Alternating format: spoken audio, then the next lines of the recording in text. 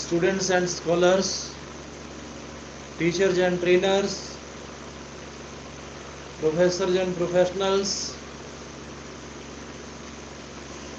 teachers and trainers, listeners and learners, those who are listening, watching, from the field of science, religion, spirituality, arts, commerce and engineering, the most and ministers, honorable and advisors, reverend fathers and mothers, affectionate sons and daughters. I, Dr. Rakesh from USA, heartily, cordially welcome all of you. You are listening the truth of science and spirituality from language to literature. Dear friends,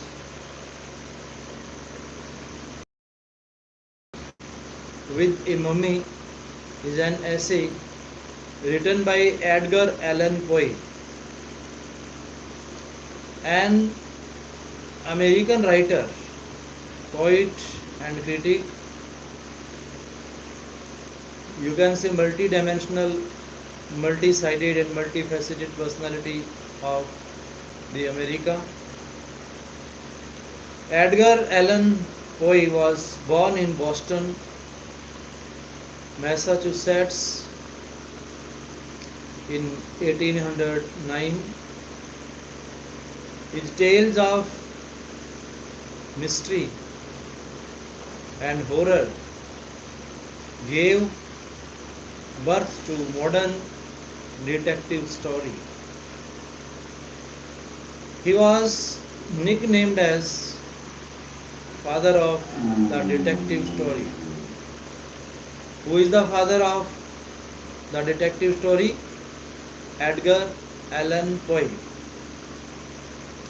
As his imaginative storytelling, really his story has the natural background based on the truth because of its imagination. As his imaginative storytelling was responsible for leading literary innovations. It is greatly required to be a literary innovator and inventor. For creating something new, generator or creator must be imaginator. His mother died when he was 3. He was adopted by John Allan, though Poe was interested in writing right from his early age. He was discouraged by his foster father John Allan, who wanted Poe to get involved in family business. These are the natural compulsions, circumstances. This happens usually in our society. But glittering stars never care of these things. Shining stars is always wayward from these things.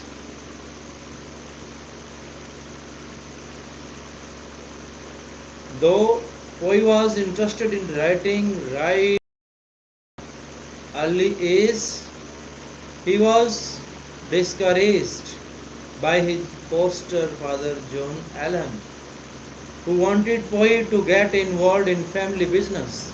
In 1807, he published his first book, Tamerlane and Other Poems. His major works include R.F. Tamerlane and Other Minor Poems, The Narrator of Arthur Golden Pine, Tales of Grotesque and Arabesque, and The Fall of the House of Usher. Dear friends, it is in the In every man, God has filled with inner spirit, intuition, and insight by which a man becomes uncontrolled. About what? Wordsworth rightly has said,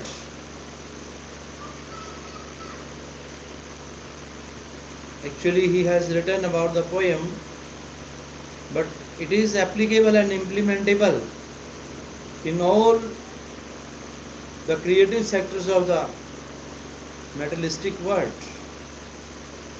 Poetry is a spontaneous overflow of our powerful feelings that are recollected in tranquility of our heart and mind.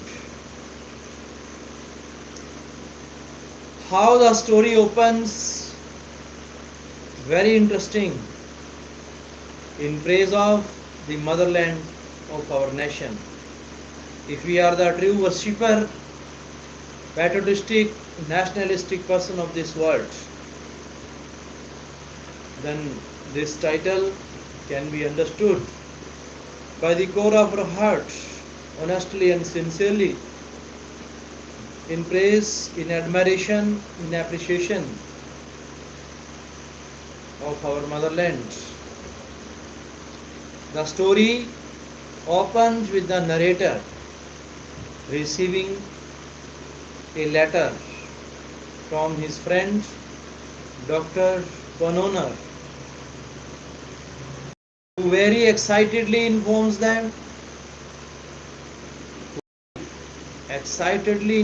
him that after a long struggle he has received permission to unwrap a mummy, and that the narrator has been invited for the examination. After reaching Connonor's place, the narrator and other members start examining the mummy while the mummy is being unwrapped. Connor begins his experiment with electricity. He has both literally and physically. As the mummy Count Alam Alamisteke sits up and upbraids the team members for their absurd behavior, astonished at the miracle. The members of the examination team with the mummy. Count tells them that since he belongs to the Scarabæus family, he was embalmed alive like many of his contemporaries. The conversation enters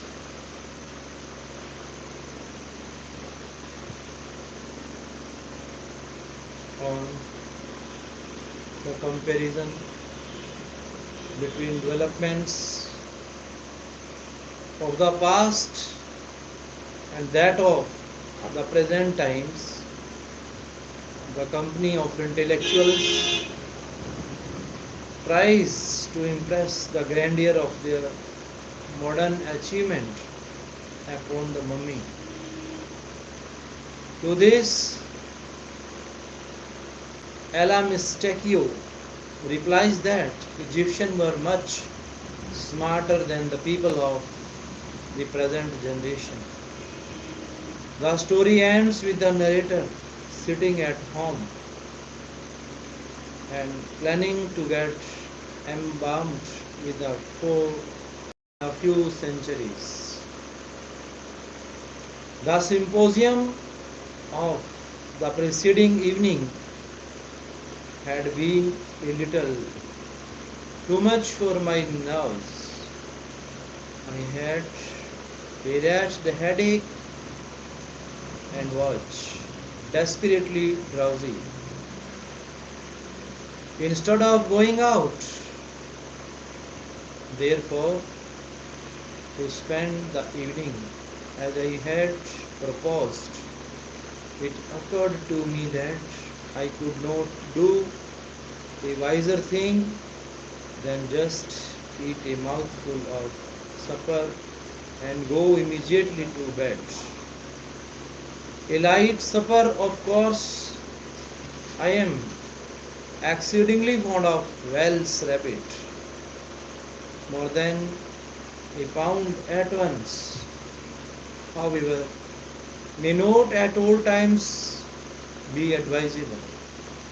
Still, there can be no material objection to two, and really between 2 and 3 there is merely a single unit of difference. I ventured perhaps upon 4. My wife will have it 5, but clearly she has confounded two very distinct affairs. The step number 5, I am willing to admit, but concretely it has reference to bottles of brown stout, without which, in the way of condiment, Welsh rabbit is to be eschewed. Having thus concluded a frugal meal and donned my nightcap with a serene hope of enjoying it till noon the next day, I placed my head upon the pillow and through the aid of capital concern fell into a profound slumber forthwith. But when were the hopes of humanity fulfilled?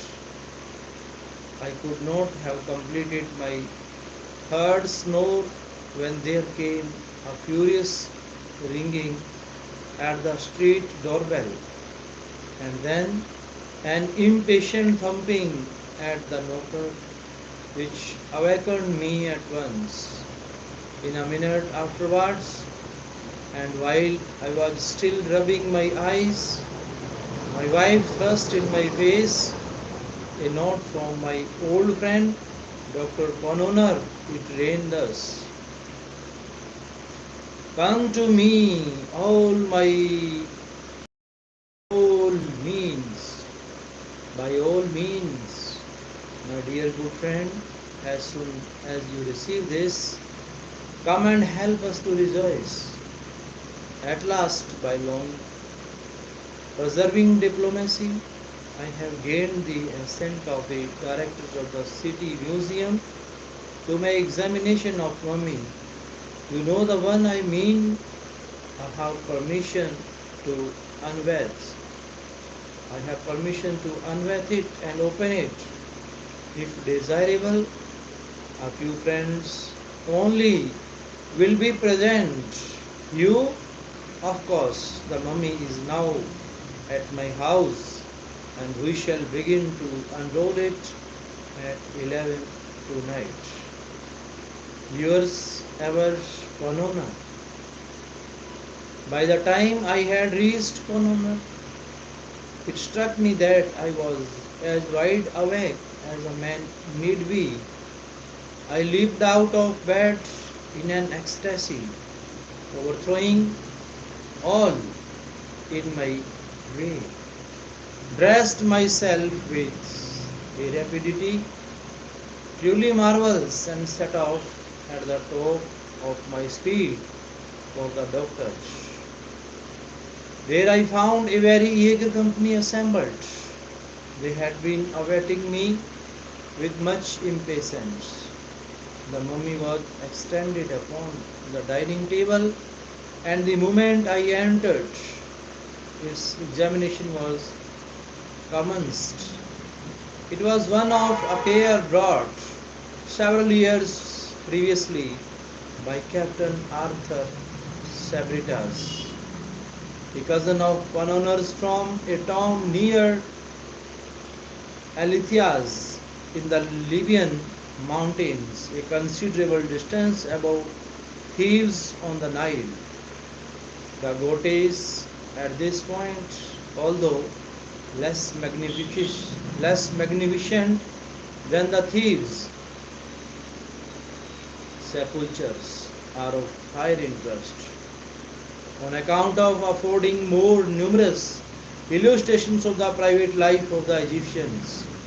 The chamber from which our specimen was taken was said to be very rich in such illustrations, the walls being completely covered with fresco painting and bas reliefs, while statues, vases, and mosaic work of rich patterns indicated the vast wealth of the deceased.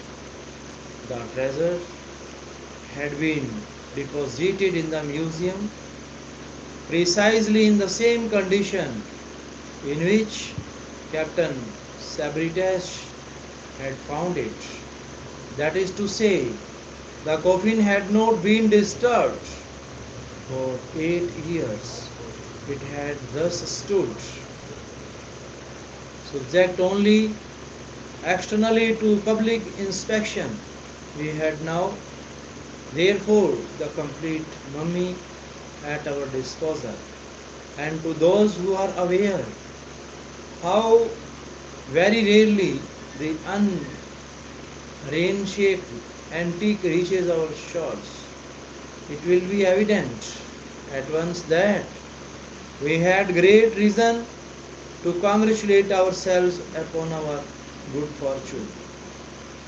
Approaching the table, I saw on it a large box or cache, nearly 7 feet long and perhaps 3 feet wide by 2 feet and a half deep. It was oblong. The material was at first supposed to be the wood of the sycamore, but upon cutting into it, we found it we found it to be pasteboard, or more properly papier mache, composed of papyrus. It was thickly ornamented with paintings representing funeral scenes and other mournful subjects, inter- interspersed among which, in every variety of position, was certain series of hieroglyphical characters intended, no doubt, for the name of the departed. By good luck, Mr. Glidden formed one of our party, and he had no difficulty in translating the letters, which were simply phonetic and represented the words "Ella Mistake." We had some difficulty in getting this case open without injury, but having at length accomplished the task, we came to a second coffin shape and very considerably less in size than the exterior one, but resembling it precisely in every other respect. The interval between the two was filled with resin, which had in some degree defaced the colors of the interior box. Upon opening this letter, later, which we did quite easily, we arrived at a third case, also coffin shaped and varying from the second one in no particular, except in that of its material, which was cedar, and still emitted the peculiar and highly aromatic odor of that wood. Between the second and the third case, there was no interval, the one fitting accurately within the other. Removing the third case, we discovered and took out the body itself. We had expected to find it, as usual, enveloped in frequent rolls or bandages of linen, but in place of this, we found a sort of sheath made of papyrus and coated with a layer of polyester, thickly gilt and painted. The paintings represented subjects connected with the various supposed duties of the soul, and its presentation to different divinities with numerous identical human figures, intended very probably as portraits of the persons embalmed, extending from head to foot, was a columnar or perpendicular inscription in phonetic hieroglyphics, giving again his name and title, and the names and titles of his relations neck. Thus, ensheathed was a collar of cylindrical glass beads, diverse in color and so arranged as to form images of deities of the scarabæus, etc. With the winged globe around the small of the waist was a similar collar or belt. Stripping off the papyrus, we found the flesh in excellent preservation with no perceptible odor. The color was reddish, the skin was hard, smooth and glossy. The teeth and hair were in good condition. The eyes had been removed and glass ones substituted, which were very beautiful and wonderfully lifelike, with the exception of somewhat too determined a stare. The fingers and the nails were brilliantly glided. Mr. Gibbon was of the opinion, from the redness of the epidermis, that the embellishment had been effected altogether by asphaltum, asphaltum, but on scraping the surface with a steel instrument and throwing into the fire some of the powder thus obtained. The flavor of camphor and other sweet scented gums became apparent. We searched the corpse very carefully for the usual openings through which the entrails are extracted. But to our surprise, we could discover none. No member of the party was at that period aware that entire or unopened mummies are not infrequently met. The brain, it was customary to withdraw through the nose, the intestines to an incision in the side. The body was then shaved, washed, and salted, then laid aside for several weeks. When the operation of embalming, properly so called, began, as no trace of an opening could be found, Dr. Ponnonner was preparing his instruments for dissection when I observed that it was then past 2 o'clock. Thereupon it was agreed to postpone the internal examination until the next evening, and we were about to separate for the present when someone suggested an experiment or two with voltaic pipe.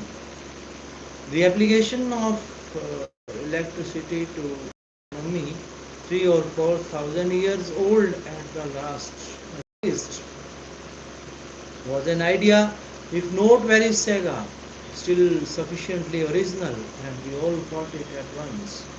About 1/9 in earnest and 9/10 in jest, we arranged a battery in the doctor's study and conveyed thither the Egyptian.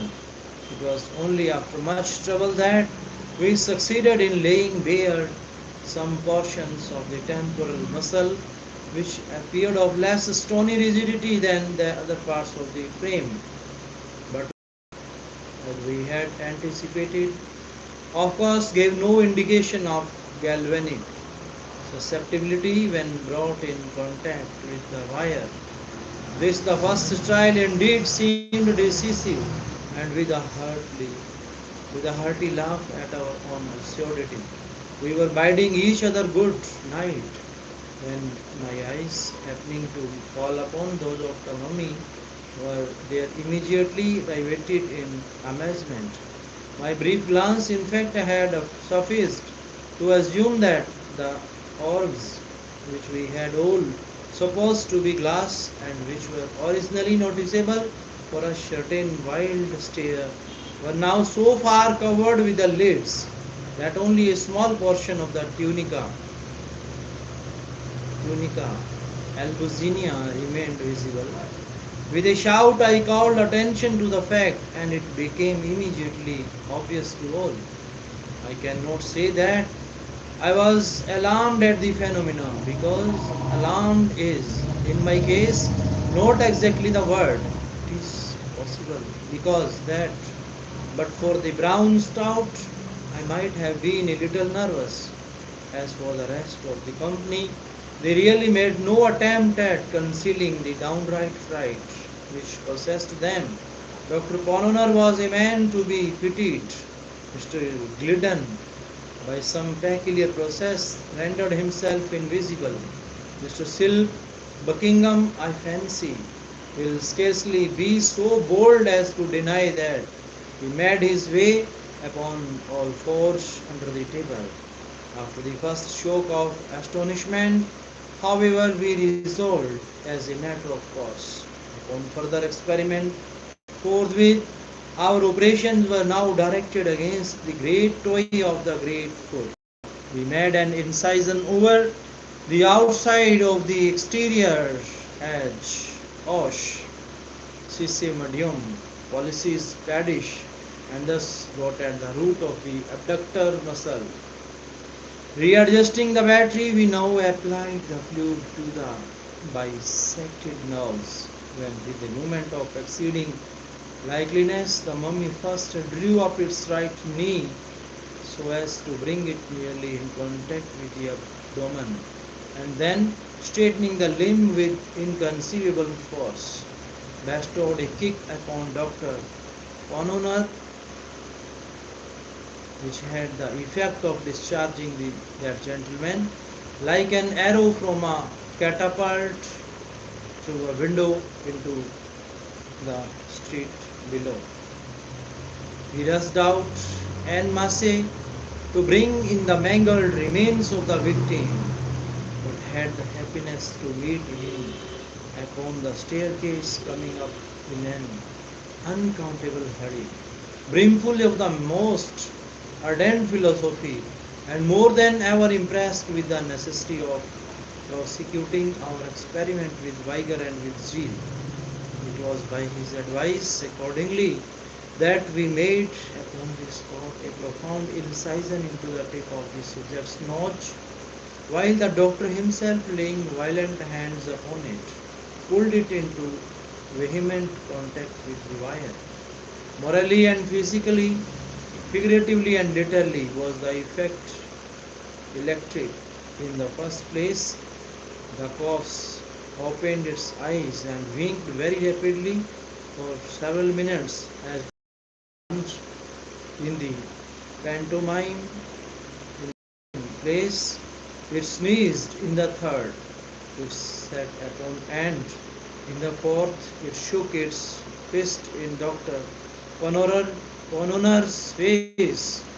In the fifth, turning to Messrs. Gibbon and Buckingham, it addressed them in very capital Egyptian thus: I must say, gentlemen, that I am as much surprised as I am mortified at your behavior. Of Dr. Pononar, nothing better was to be expected. He is a poor little fat fool who knows no better. I pity and forgive him. But you, Mr. Gibbon, and you, Silk, would have travelled and resided in Egypt until one might imagine you to the manner gone. You, I say you, have been so much among us that you speak Egyptian fully as well, I think, as you write your mother tongue. You, whom I have always been led to regard as the firm friend of the mummies, I really did anticipate more gentle, manly conduct from you. What am I think of your standing quietly by and seeing me thus unhandsomely used? What am I to suppose by your permitting Tom, Dick, and Harry to strip me of my coffins and my clothes in this wretchedly cold climate? In what light to come to the point? Am I to regard your aiding and abetting that miserable little villain, Dr. Conner, in putting me by the nose? Will be taken for granted, no doubt, that upon hearing this speech under these circumstances, we all either made for the door or fell into violent hysterics or went off in a general swoon. One of these three things was, I say, to be expected. Indeed, each and all of these lines of conduct might have been very plausibly pursued. Upon my word, I am at a loss to know how or why it was that we pursued neither the one nor the other. But perhaps the true reason is to sort in the spirit of the age, which proceeds by the rule of contemporaries, contraries altogether, and is now usually admitted as the solution of everything in the way of paradox and impossibility. Or perhaps after all it was only the mummy's exceedingly natural and matter of course air that divested his words of the terrible.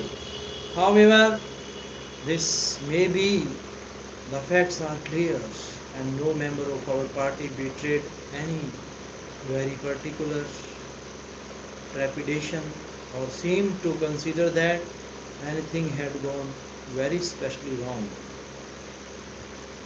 For my part, I was convinced it was all right and merely stepped aside out of the range of the Egyptian's fist. Dr. Pononar thrust his hands into his breeches pockets, looked hard at the mummy, and grew excessively red in the face. Mr. Gibbons stroked his whiskers and drew up the collar of his shirt. Mr. Buckingham hung down his head and put his right thumb into the left corner of his mouth.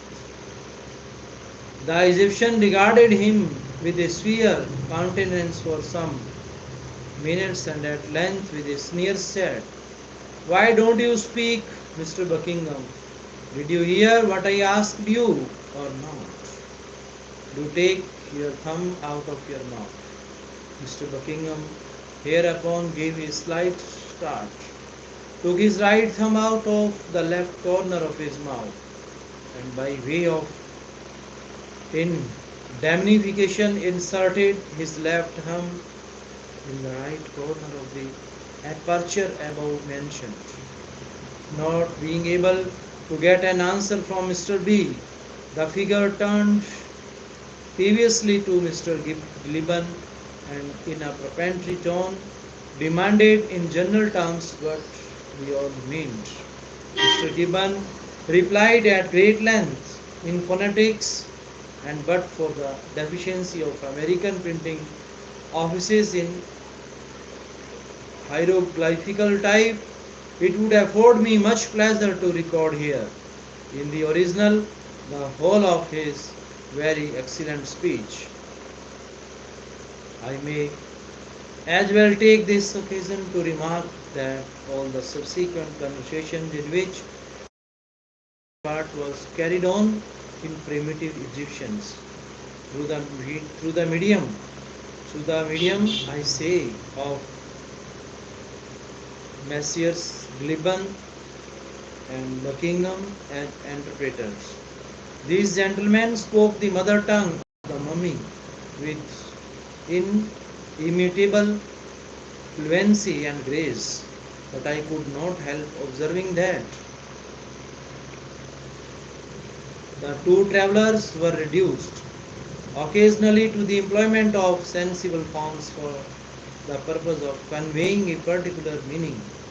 Mr. Gliban, at one period, for example, could not make the Egyptian comprehend the term politics until he sketched upon the wall with a bit of charcoal a little carbuncle nosed gentleman out at elbows standing upon a stump with his left leg drawn back, right arm thrown forward with his fist shut, the eyes rolled up toward heaven and the mouth open at an angle of 90 degrees, just in the same way Mr. Buckingham failed to convey the absolutely modern idea Whig until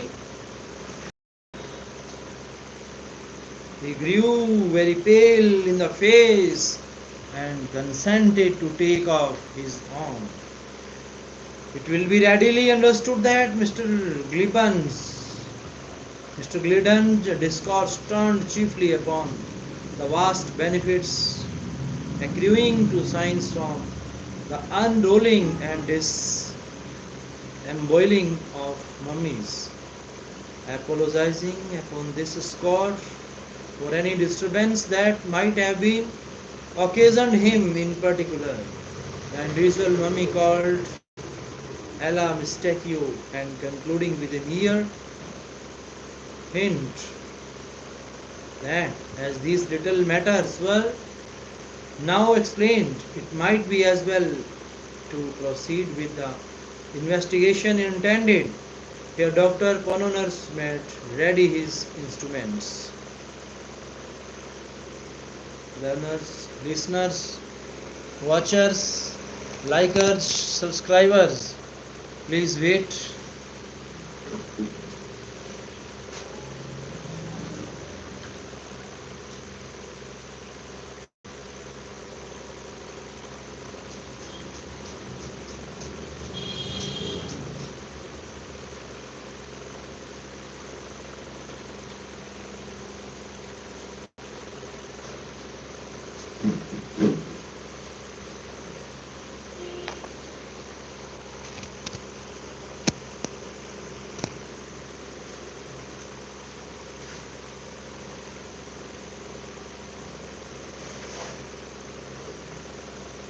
Thank you. In regard to the later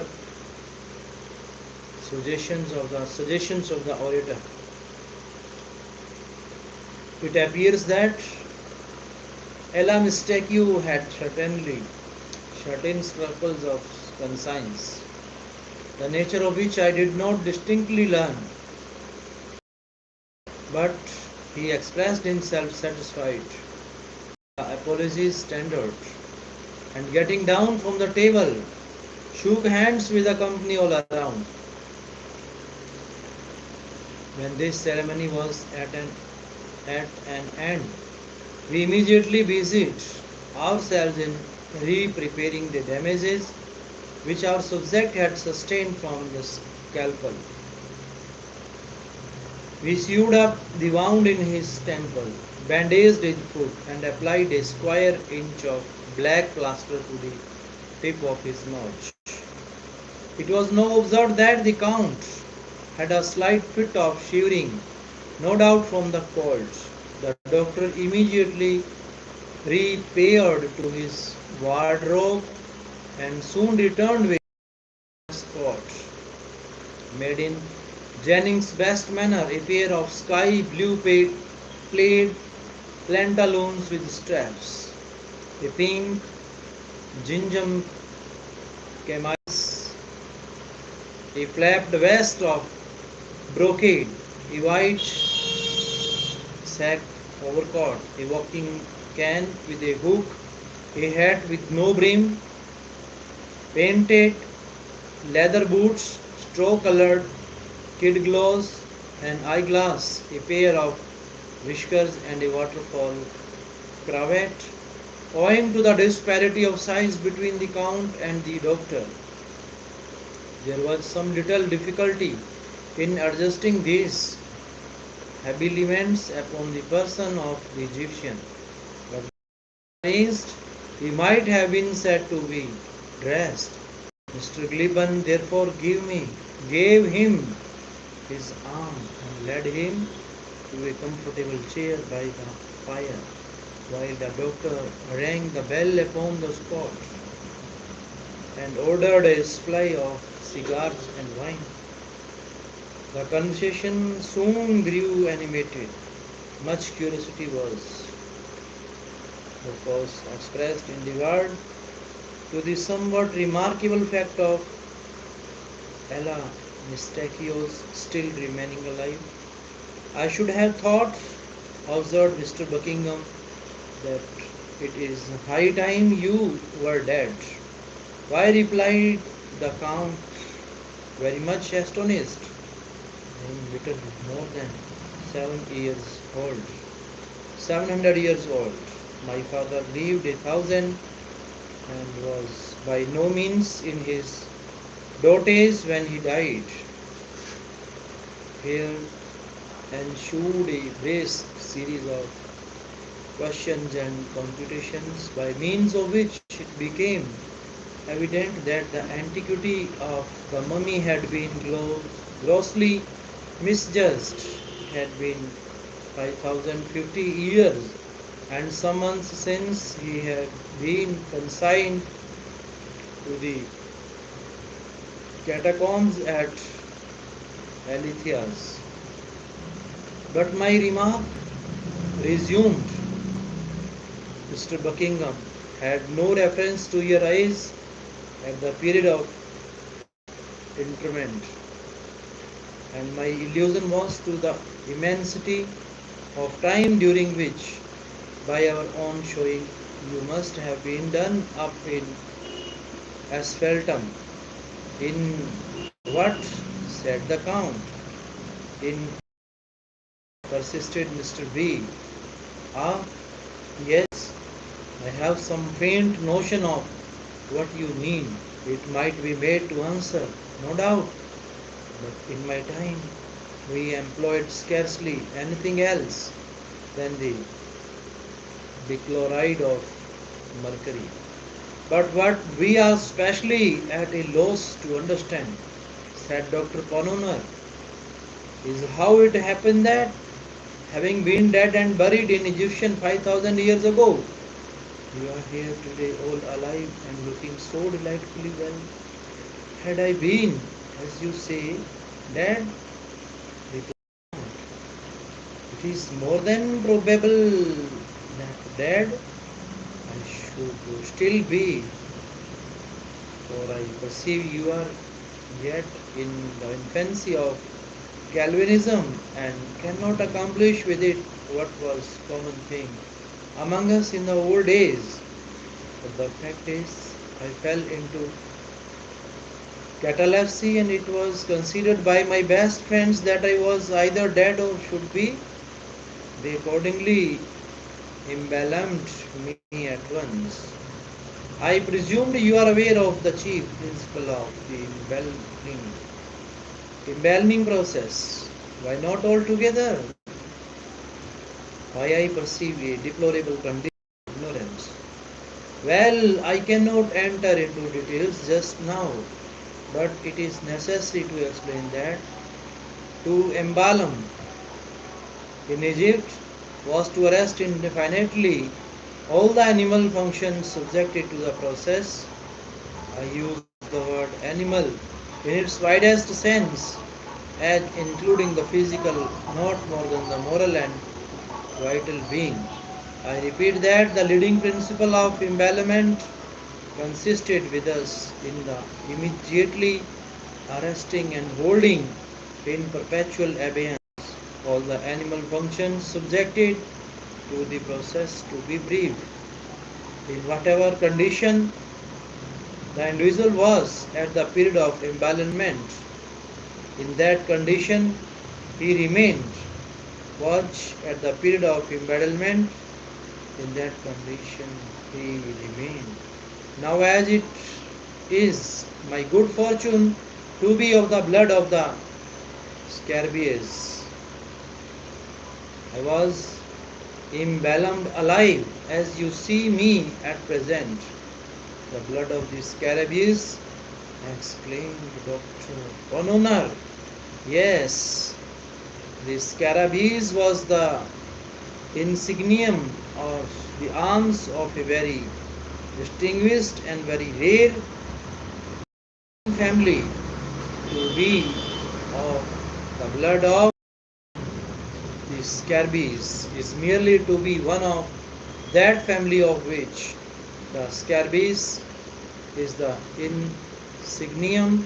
I speak figuratively. But what has this to do with your young alive? But what has this to do with the national custom in Egypt to deprive a corpse before embalmment of its bowels and brains? The race of the scarabæi alone did not coincide with the custom. Had I not been a therefore I should have been without bowels and brains, and without neither it is inconvenient to live. I perceive that, said Mr. Buckingham, and I presume that all the entire mummies that come to hand are of the race of scarabæi. Beyond doubt, I thought, said Mr. Gibbon, very meekly, that scarabæus was one of the Egyptians' gods. One of the Egyptians what? Exclaimed the mummy, starting to its feet. Gods, repeated the traveller. Mr. Gibbon, I really am astonished to hear you talk in this style, said the Count, resuming his chair. No nation upon the face of the earth has ever acknowledged more than one god. The scarabæus, the ibis, etc. were with us the symbols or media through which we offered worship to the Creator, too august to be more directly approached. There was here a pause, then, from what you have explained, said he, catacombs near the Nile there. Near the Nile there may exist other mummies of the scarabæus tribe in a condition of vitality. There can be no question of it, replied the Count. All the scarabæus embalmed accidentally while alive, or are alive now. Even some of those purposely so embalmed may have been overlooked by their executors and still remain in the tomb. Will you be kind enough to explain? I said. What do you mean by purposely so embalmed? With great pleasure, answered the mummy, after surveying me leisurely through his eyeglass. For it was the first time I had ventured to address him a direct question. With great pleasure, he said, the usual duration of man's life. In my time, was about 800 years. Human by most extraordinary accident before the age of 600. Few lived longer than a decade of centuries, but 8 were considered the natural term after the discovery of the embalming principle. As I have already described it to you, it occurred to our philosophers that a laudable curiosity might be gratified, and at the same time the interest of science much advanced, by leaving this natural term in installments. In the case of history, indeed experience demonstrated that something of this kind was indispensable. An historian, for example, having attained the age of 500, would write a book with great labor and then get himself carefully embalmed, leaving instructions to his executors that they should cause him to revivified after the lapse of a certain period, say 500 to 600 years. This time, he would invariably find his great work converted into a species of hazard notebook, that it is to say, into a kind of literary arena for the conflicting guesses, riddles, and personal squabbles of whole herds of exasperated commentators. These gases, etc., which passed under the name of annotations or emendations, were found so completely to have enveloped, distorted, and overwhelmed the text that the author had to go about with a lantern to restore his own book when discovered it was never worth the trouble of the search. After rewriting it throughout, it was regarded as the bounden duty of the historian to set himself to work immediately in correcting from his own private knowledge and experience the traditions of the day concerning the epoch at which he had originally lived. Now, this process of reiscription and personal pursued by various individual sagas from time to time had the effect of preventing our history from degenerating into absolute fable. I beg my pardon, said Dr. Connoner at this point, laying his hand gently upon the arm of execution. I beg your pardon, sir, but may I presume to interrupt you for one moment? By all means, sir, replied the drawing up. I merely wish to ask a question, said the doctor. You mentioned the historian's personal correction of traditions respecting his own epoch. Pray, sir, upon an average, what proportion of these Kabbalah were usually found to be right? The Kabbalah, as you properly term them, sir, were generally discovered to be precisely on par with the facts recorded in the unwritten histories themselves. That is to say, not one individual iota of either was ever known under any circumstances to be not totally and radically wrong. But since it is quite clear, resumed the doctor, that at least 5,000 years have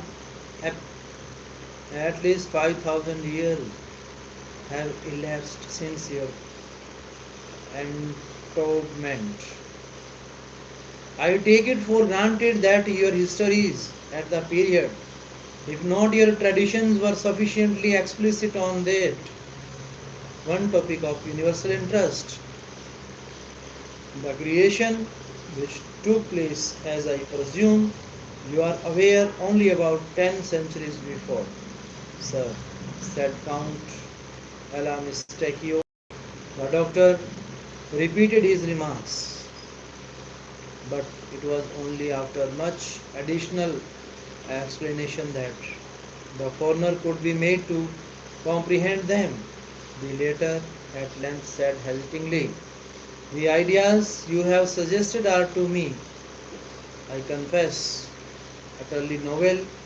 During my time, I never knew anyone to entertain so singular a fancy as that the universe ever had a beginning at all. I remember once only hearing something remotely hinted by a man of many speculations concerning the origin of the human race, but by this individual the very word Adam or red earth which you make use of was employed. He employed it, however, in a generical sense with reference to the spontaneous germination from rank soil. The spontaneous germination I of five vast hordes of men simultaneously upspringing in five distinct and nearly equal divisions of the globe. Here in general, the company struggled their shoulders, and one or two of us touched our foreheads with a very significant air. Mr. Silk Buckingham first glancing slightly at the occiput and then at the sinniput of Ella Mistachio spoke as follows. The long duration of human life in your time, together with the occasional practice of passing it, as you have explained in installments must have had a strong tendency to the general development and conglomeration of knowledge. I presume, therefore, what we are to attribute the marked inferiority of the old Egyptians in all particulars of science when compared with the moderns and more especially with the Yankees altogether to the superior solidity of the Egyptians' skull. I confess again, replied the Count, with much suavity, that I am somewhat at a loss to comprehend you. Pray, to what particulars of science do you allude? Here our whole party joining voices detailed at great length the assumptions of phrenology and the marvels of animal magnetism. Having heard us to an end, the Count proceeded to relate a few anecdotes which rendered it evident that prototypes of Gale and Spersium had flourished and faded in Egypt so long ago as to have been nearly forgotten, and that the maneuvers of Mesmer were really very contemptible tricks when put in relation with the positive miracles of the Theban savants, who credited lice and a great many other similar things. I here ask the Count if his people were able to calculate eclipses. He smiled rather contextually and said they were. This put me a little out, but I began to make other inquiries in regard to his astronomical knowledge when a member of the company, who had never as yet opened his mouth, whispered in my ear that for information on this head I had better consult Ptolemy as well as on Plutarch de Facci Luna. I then questioned the mummy about burning glasses and lenses, and in general about the manufacture of glass, but I had not made an end of my queries before the silent member again touched me quietly on the elbow and begged me for God's sake to take a peep at Diodorus Cyclus. As for the Count, he merely asked me in the way of reply if we modern possessed any such microscopes as would enable us to cut cameos in the style of the Egyptians. While I was thinking how I should answer this question, little Dr. Conner committed himself in a very extraordinary way. Look at our architecture, he exclaimed greatly, to the indignation of both the travelers, who pinched me black and blue to no purpose. Look, he cried with enthusiasm, at the Bowling Green Fountain in New York, or if this be too vast a contemplation, regard for a moment the Capitol at Washington DC, and the good little medical man went on to detail very minutely the proportions of the fabric to which he referred. He explained that the portico alone was adorned with no less than 420 columns, 5 feet in the diameter and 10 feet apart. The Count said that he regretted not being able to remember just at that moment the precise dimensions of any one of the principal buildings of the city of Aznek, whose foundations were laid in the night of time, but the ruins of which were still standing at the epoch of his endowment in a vast plain of sand to the westward of Thebes. He recollected, however, that one affixed to an inferior palace in a kind of suburb called Karnak consisted of 144 columns, 37 feet in circumference and 25 feet apart. The approach to this the approach to this portico from the Nile was through an avenue 2 miles long, composed of sphinxes, statues, and obelisks, 26 and 100 feet in height. The palace itself was in one direction 2 miles long and might have been altogether about 7 in circuit. Its walls were richly painted all over, within and without, the hieroglyphics. He would not pretend to assert that even 50 or 60 of the doctor's capitals night capitals might have been built within these walls, but he was by no means sure that 200 or 300 of them might not have been squeezed in with some trouble. That place at Karnak was an insignificant little building after all. He, however, could not concisely refuse to admit the ingenuity, magnificence, and superiority of the fountain at the Bowling Green as described by the doctor. Nothing like it, he was forced to allow, had ever been seen in Egypt or elsewhere. I here asked the Count that what he had to say over railroads. Nothing, he replied. In particular, they were rather slight, rather ill conceived, and clumsily put together. They could not be compared, of course, with the vast, level, direct, iron groomed causeway upon which the Egyptians conveyed entire temples and solid obelisks of a 150 feet in altitude. I spoke of our gigantic mechanics forces. He agreed that we knew something in that way, but inquired how I should have gone to work in getting up the impost on the intels of even the little palace at Karnak.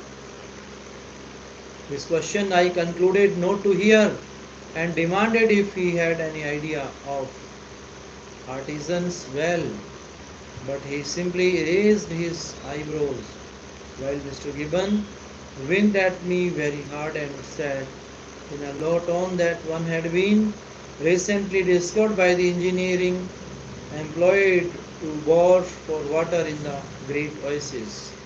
I then mentioned our steel, but the foreigner elevated his notch and asked me if our steel could have executed the sharp carved work seen on the obelisk, and which was wrought altogether by edge tools of copper. This this concerted us too greatly that We thought it advisable to vary the attack to metaphysics. We sent for a copy of a book called The Dial and read out of it a chapter or two about something that is not very clear but which the Bostonians call the great movement of progress. The Count merely said that great movements were awfully common things in his day, and as for dress, it was at one time quite a nuisance, but it never progressed. We then spoke of the great beauty and importance of democracy, and were at much trouble in impressing the Count with a due sense of the advantages we enjoyed in living where there was suffrage ad libitum and no king. He listened with marked interest and in fact seemed not a little amused. When we had done, he said that a great while ago there had occurred something of a very similar sort. 13 Egyptian provinces determined all at once to be free and to set a magnificent example to the rest of mankind. They assembled their wise men and concocted the most ingenious constitution it is possible to conceive. For a while they managed remarkably well, only their habit of bragging was prodigious. The things ended, however, with the completion of the 13 states, with some 15 or 20 others in the most odious and insupportable disposition that was ever heard of upon the face of the earth. I asked what was the name of the usurping tyrant, as well as the Count could recollect it was mob. Not knowing what to say to this, I raised my voice and deplored the Egyptian ignorance of steam. The Count looked at me with much astonishment, but made no answer. The silent gentleman, however, gave me a violent nudge in the ribs with his elbows, told me I had sufficiently exposed myself for once, and demanded if I was really such a fool as not to know that the modern steam engine is derived from the invention of Hero through Solomon de Cas. We were now competed, but as good luck would have it, Dr. Panoner having relied, returned to our rescue and inquired if the people of Egypt would seriously pretend to revel the modern in all important particulars of dress. The Count at this glanced downward to the steps of his pantaloons and then taking hold of the end of one of his tails, held it up close to his eyes for some minutes, letting it fall. At last his mouth extended itself very gradually from ear to ear, but I do not remember that he said anything in the way of reply. Hereupon we recovered our spirits, and the doctor, approaching the mummy with great dignity, decided to say candidly upon its honor as a gentleman, if the Egyptian had comprehended at any period the manufacture of either coloners, lozenians, lozenges, or Bradreath pills. We looked with profound anxiety for an answer, but in vain. It was not forthcoming. The Egyptians blushed and hung down his head. Never was triumph more consummate, never was defeat borne with so ill a grace. Indeed, I could not endure the spectacle of the poor mummy's mortification. I raised my hat, bowed to him stiffly, and took leave. Upon getting home, I found it past 4 o'clock and went immediately to bed. It is now 10 a.m. I have been up since 7. Penning these memoranda for the benefit of my family and of mankind. The former I shall behold no more. My wife is a shrew. The truth is, I am heartily sick of this life and of the 19th century in general. I am convinced that everything is going wrong. Besides, I am anxious to know who will be the president in 2045. As soon, therefore, as I shave and swallow a cup of coffee, I shall just step over to Pononer's and get embalmed for a couple of 100 years. Dear friends, now you are listening The Model Millionaire. This essay was written by Oscar Wilde. Oscar Wilde was a renowned short story writer, novelist, a poet, and a literary critic from Ireland. He was born in 1854 and passed away in 1900. His works are characterized by wit, humor, and intelligence.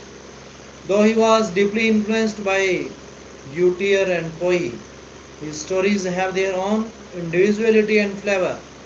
He bought his first collection of short stories, The Happy Prince and Other Tales, in 1888. His other famous works include The Picture of Dorian Gray, The Importance of Being Earnest, An Ideal Husband. About the story, The Model Millionaires was first published in 1887 in the newspaper The Word. It was reprinted as a part of anthology Lord Arthur Saville's Crime and Other Stories in 1891. The story deals with a handsome but unlucky man, Huggy Erskine. Huggy Erskine, on visiting his painter friend Alan Trevor, he meets an old beggar who was posing as a model for Alan. Pitying the ragged condition of the beggar, he generously gives him the last swan he had in his pocket. His act of kindness moved the beggar.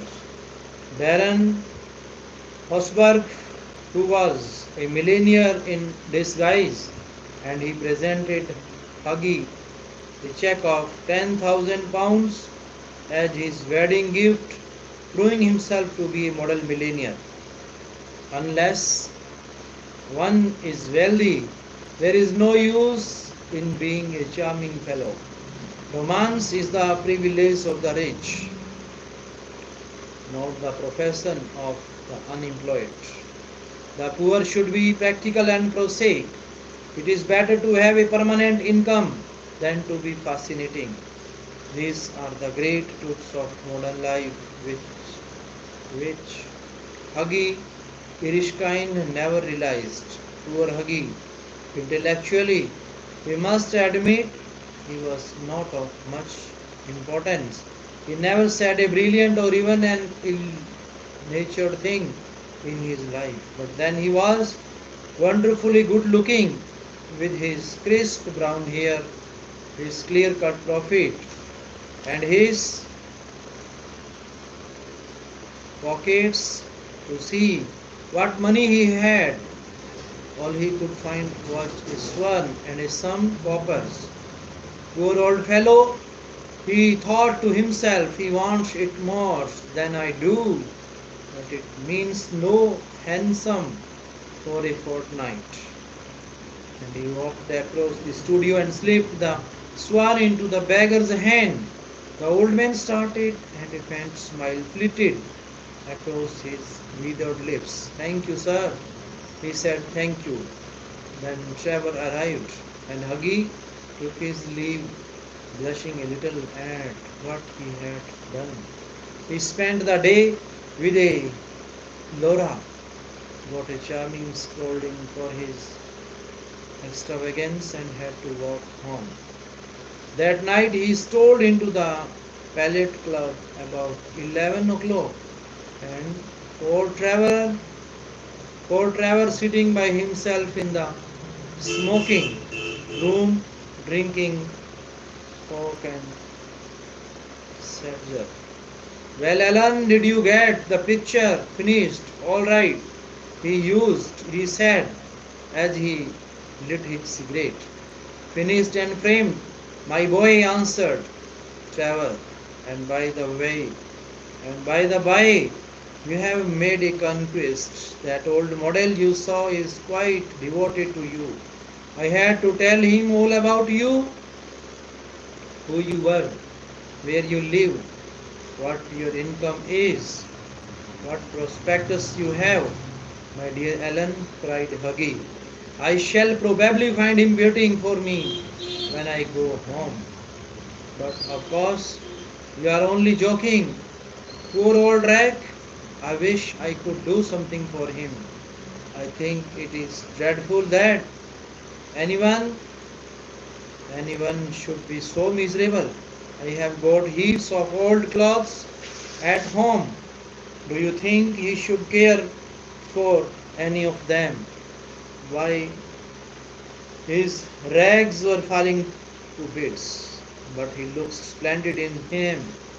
But he looks splendid in them, said Trevor. I wouldn't paint him in a frock coat for anything. What you call rags, I call romance. What seems poverty to you is picturesqueness to me. However, I will tell him of your offer. Ellen said Huggy seriously.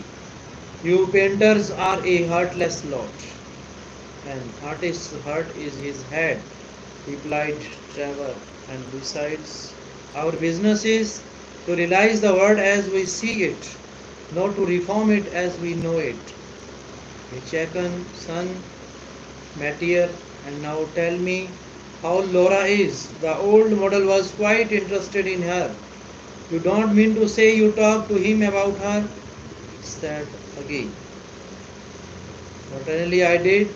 He knows all about the relentless Colonel, the lovely Laura, and the $10,000. You told that old beggar all my private affairs, cried Huggy, looking very red and angry. My dear boy, said Trevor, smiling, that old beggar, as you call him, is one of the richest men in Europe.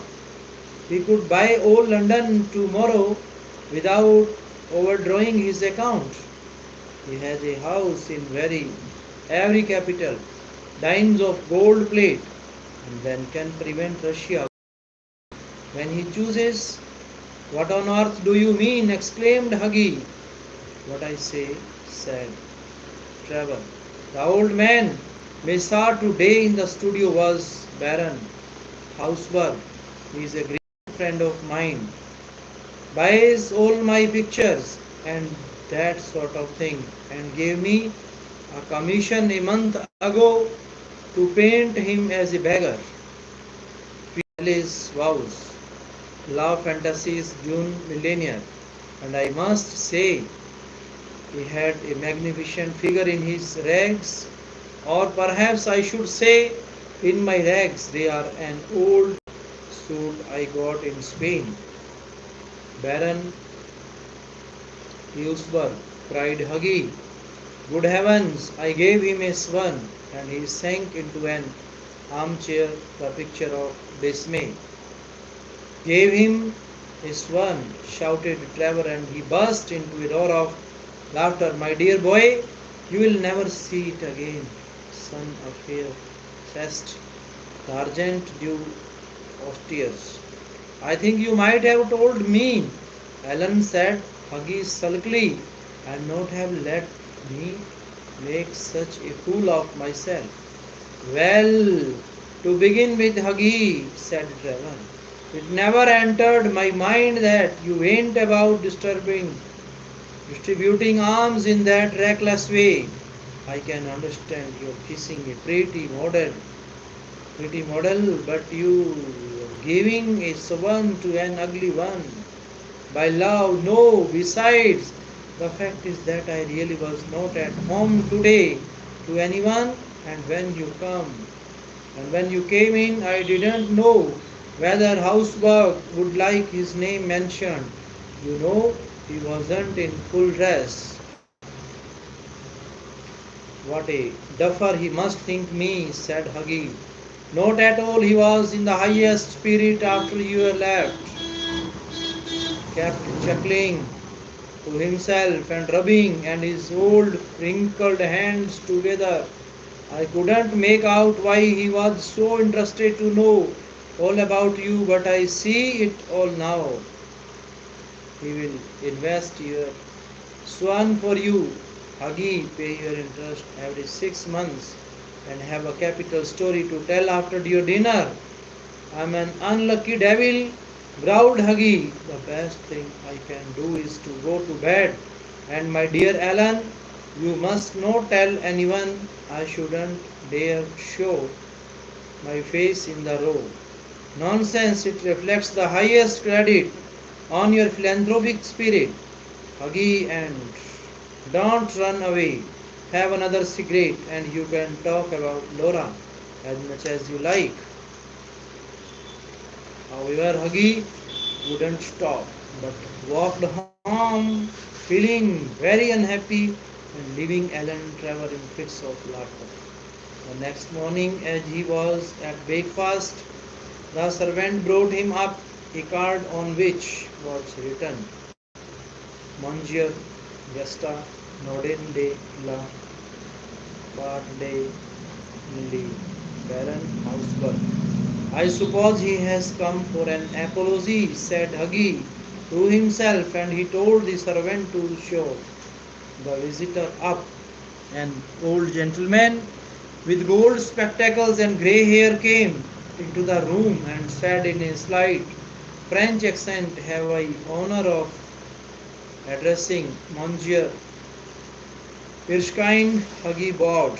I have come from Baron Hausberg, he continued, the Baron. I beg, sir, that you will offer him my sincerest apologies, stammered Huggy. The Baron said, the old gentleman with a smile had commissioned me to bring you this letter, and he extended a sealed envelope. On the outside was written, a wedding present to Hug Erskine and Laura Merton from an old beggar, and inside was a check for $10,000.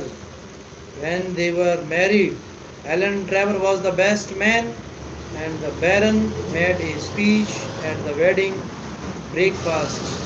Millionaire models, remarked Alan, are rare enough, but by love, model millionaires are rarer still. Dear friends, your presence is spiritually and admirable. Now you are listening very important action that to be done by our Indians. गऊ को रोटी खिलाना हमारी पुरातन संस्कृति, गायों की संभाल के लिए बने नेचुरली वातावरण। गाय को भारतीय संस्कृति का अभिन्न अंग बताते हुए आजकल देखते हैं कि गौएं रोड पर बड़ी घूमती हैं, कहीं सांड भिड़ रहे हैं। गोचर भूमि एक भूमि होती है जो हमने बागड़ी में सुना, उधर राजस्थान में, यानी गऊ के लिए स्पेशल जगह रहने के लिए, खाने के लिए दी जाती है। राजा महाराजा होते थे या आज भी हो सकता है वैसा ही हो, तो वो स्पेशली ज़मीन होती तो अगर वो लीज पर मिले, उस पर आप ट्यूबवेल लगाएं, उस पर खुले शेड वगैरह हों, बड़े बड़े पेड़ हों, और जो गौएं हैं या सांड हैं वो वहाँ विचरण करें तो नेचुरली एक वो वातावरण मिले जो मान लेते हैं कभी सतयुग में होता होगा कि खुले वातावरण में वो घूम रही हैं, उनके गले में रस्सा नहीं है, वो चल रही हैं, कहीं खा रही हैं। तो ये एक फ़र्ज बनता है कि हमें भी अपना विरासत संभालनी चाहिए, हमारी संस्कृति संभालनी चाहिए। कार्यक्रम के दौरान गाय के दूध, गोबर, गौमूत्र और स्पर्श के वैज्ञानिक व लाभदायक पहलुओं पर विस्तार से प्रकाश डाला जाता है। गऊ के ऊपर आप हाथ फेरोगे, गऊ को बहुत बड़ा महत्व है, इसलिए हम उसे गऊ माता कहते हैं। गऊ का दूध सर्वोत्तम है बहुत सारी चीज़ों में। ये जो भी खाती हैं उसे बहुत तेज़ी से दूध में बदल देती हैं। गऊ के ऊपर आप हाथ फेरोगे तो आपको पॉजिटिव एनर्जी ज़रूर आएगी। किसी पशु पर हाथ फेर लो और गऊ पर हाथ फेर लो, उसमें आपको अंतर ज़रूर महसूस होगा। दूसरी बात, गऊ के मलमूत्र में एंटी बैक्टीरिया तत्व होते हैं।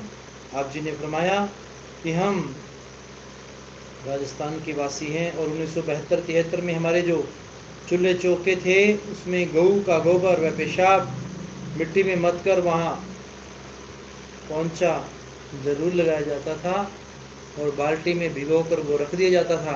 बाद में उससे पोंछा सब जगह लगाया जाता था। यही नहीं, किसी के बच्चा होता था तो उस कच्चे मकान में भी गऊ के मलमूत्र को मिलाकर मिट्टी का पोंछा लगता था। गौमूत्र और गोबर मिली मिट्टी का पोंछा लगाने से बीमारियां नहीं आती। हम कहते हैं हम लोग हाईटेक थे, उस टाइम में बहुत सारी चीज़ों में आप एंटी बैक्टीरिया एंटीवायरस के लिए पता नहीं कितना खर्च करते हो और हम सिर्फ गऊ के गोबर और मूत्र से एंटी बैक्टीरिया और एंटीवायरस बना लेते थे। नीम बांध लिया, एंटी बैक्टीरिया हो गया। कहने का मतलब हमारे पवित्र वेद बहुत ज़्यादा हाईटेक थे और हैं और उनमें ये चीज़ें थी। हम लोग घर में खाना खाते थे तो एक रोटी जरूर निकालते थे खाना खाने से पहले और उस रोटी को गऊ माता को खिलाया करते थे। हमारी माता जी आटा निकाला करती थी, वो जीव जंतुओं के लिए आटा रखती थी। तो ये थी हमारी संस्कृति। लेकिन आज पशुओं की तो पूछो मत। आप किसी भी रोड पर देख लो, बहुत सारे आवारा पशु घूमते हुए मिल जाएंगे। इतने में मतलबी हो गए हैं आज के लोग, हद से ज़्यादा स्वार्थी। जब तक दूध पिया तो ठीक है, वरना हमारा डंडा। हमने ऐसा दौर भी देखा जब माँ बाप तो क्या पशुओं की भी घर में पूजा करते थे। हमारे बापूजी ने हमें बताया घर में गऊ थी, बुजुर्ग हो गई थी, तो हमने कहा कि बुजुर्ग हैं अब इसका क्या होगा, दूध तो ये देती नहीं, अब तो ये शायद काम की नहीं है। तो बापूजी बोले ऐसा नहीं है बेटा, ये गऊ हमारी माता है, हमने इसका दूध पिया है। हालांकि ये दूध अपने बछड़ों को देती थी लेकिन हमने भी लिया, तो इसने इनकार नहीं किया। इसका दूध पीते हैं तो नेचुरली ये हमारी माता होती है। इसका बछड़ा है, उसके पीछे हम हल जोतते हैं, वो भी काम देता है। और गऊ माता का मलमूत्र हम खेतों में डालते हैं, खाद के रूप में इस्तेमाल करते हैं, जिससे फसल बहुत ज़्यादा अच्छी होती है। हम इसके गोबर में मिट्टी डालकर पोंछा बना लेते थे राजस्थान में, और फिर उसको चूल्हे चौके के चारों ओर पोछे की तरह लगाया जाता था। तो हमने कहा इससे क्या होता है, क्योंकि हम बहुत छोटे थे। बापूजी कहने लगे बेटा इससे जो बीमारी के कारण हैं वो ख़त्म हो जाते हैं। कहने लगे इसमें हमें सारी उम्र दूध पिलाया है, उसको घर से कैसे बाहर निकाल दें। और जब गऊ बीमार हो गई, फादर साहब ने इलाज भी करवाया लेकिन वो ठीक नहीं हो सकी, तो उन्होंने पानी का एक सर्कल बनाया और उस समय हमारे घर में पवित्र गीता थी, उसका पाठ पढ़ा और हमारे देखते ही देखते गऊ ने शरीर छोड़ दिया। हम 5 साल के थे तो हमने फादर साहब से पूछा ये क्या किया आपने और ये क्या हुआ। बाबूजी कहने लगे बेटा ये माँ की तरह थी हमारी, तो मैंने इसको राम नाम सुनाया है, भगवान का नाम सुनाया है, ताकि जब ये शरीर छोड़कर जाए तो मोक्ष मिले, इसको मुक्ति मिले। हमें बड़ा सुख आश्चर्य हुआ और उसके बाद हमने भी उसे फॉलो किया। भाइयों बहनों, ये हमारी संस्कृति बहुत ही महान संस्कृति है। बुजुर्गों को वृद्ध आश्रमों में नहीं, अपने दिलों में जगह दो, सम्मान दो। समय के साथ दुनियावी रिश्तों में आ रहे बदलाव पर गहरी चिंता जताई जाती है। आप जिन्हें युवाओं से अपने बुजुर्गों को सम्मान देने और वृद्ध आश्रम न भेजने की अपील करते हुए फरमाया कि जो बुजुर्ग माँ बाप होते हैं, लोग उनका उतना सत्कार नहीं करते जितना हमारी संस्कृति कहती है। कई बार कुछ लोग हमारे पास आए, कहने लगे, गुरुजी हमारे माँ बाप बीमार हैं। हमने कहा ठीक है, आप डॉक्टर को दिखाइए, उनकी सेवा कीजिए। कहते जी बहुत बुरा हाल है, उनका पेशाब हमें उठाना पड़ता है, टॉयलेट उठानी पड़ती है, बड़ी कुछ ऐसा प्रसाद दीजिए कि हमें उनका लेटरिन पेशाब ना उठाना पड़े। अरे कैसे बच्चे हैं आप, उन्होंने आपका बचपन में लेटरिन पेशाब उठाया, आपकी गंदगी उठाई है, आप उन्हें भूल जाते हैं। अरे अपनी गृहस्थी सजी नहीं कि जो माँ बाप थे उनके सिर पर आप कूदा करते थे। आपको पाल पोस कर उन्होंने बड़ा किया, आपको बड़ा बनाया, और आप सोचते हो कि उनसे कब मुक्ति मिलेगी। आज के दौर में ये बात आम है। गुरुजी ने फरमाया कि हमने एक कार्य शुरू किया है, अनाथ मातृ पितृ सेवा। उसका मतलब ही ये है कि जिन बुजुर्गों का कोई भी नहीं, सारी जनता मिलकर के रैन बसेरा उनके लिए बनाए। हो सके तो अपने अपने ब्लॉक में ऐसे घर बना दो जिस पर लिखा हो अनाथ वृद्धाश्रम और नीचे लिखा हो अनाथ मित्र पत्र सेवा। तो उसमें अगर कोई छोड़ने आए तो उसके साइन जरूर किसी फॉर्म पर करवाएं जाएं जिस पर लिखा हो कि ये अनाथ है, ये लिखा हो कि हम उनके बच्चे हैं और छोड़ने आए हैं। अगर छोड़ने ही आ गए तो आप उनके बच्चे कहाँ से हुए। गुरुजी ने फरमाया, माँ बाप की बात करें तो आज के युग में माँ बाप को तो लोग वृद्ध आश्रम में छोड़ आते हैं, लेकिन हमारी निगाह में वहाँ बोर्ड लगा हुआ होना चाहिए अनाथ वृद्ध आश्रम का। कम से कम उनको शर्म तो आए कि हम मर चुके हैं, इसलिए बेचारे अनाथ बुजुर्ग वहाँ जा रहे हैं, उन्होंने भी ये वृद्ध आश्रम बनाए हैं। हम हाथ जोड़कर विनती करते हैं कि उस पर लिखें अनाथ वृद्ध आश्रम। कम से कम ये तो पता चले कि माँ बाप के लिए वो बच्चे मर चुके हैं या बच्चों के लिए माँ बाप मर चुके हैं। आपको शर्म नहीं आती? लानत है ऐसे लोगों पर जो जीते जी अपने माँ बाप को घर से निकाल देते हैं। और माँ बाप को भी चाहिए कि वो बिना वजह बच्चों के मोह प्यार में फंसकर उनकी हर बात पर डंगा न लगाएं। आप जब हर बात पर टोकते हैं, गलतियां आपकी भी हैं, सिर्फ बच्चों की गलतियां नहीं हैं। एक उदाहरण आपको बताते हैं, पुराने समय की बात है, जो बिल्कुल सच्ची बात है। एक परिवार में बुजुर्ग माता थी जो उठ नहीं पा रही थी। उसकी घरवाली कहने लगी, मेरे से इसकी सेवा नहीं होती। तो ये वो आदमी कहने लगा, ये मेरी माँ है, मैं तो इसकी सेवा करूँगा। दोनों में झगड़ा होने लगा। आखिर में उस माँ के बेटे ने अपनी पत्नी की बात सुन ली। कहने लगा, फिर क्या करें?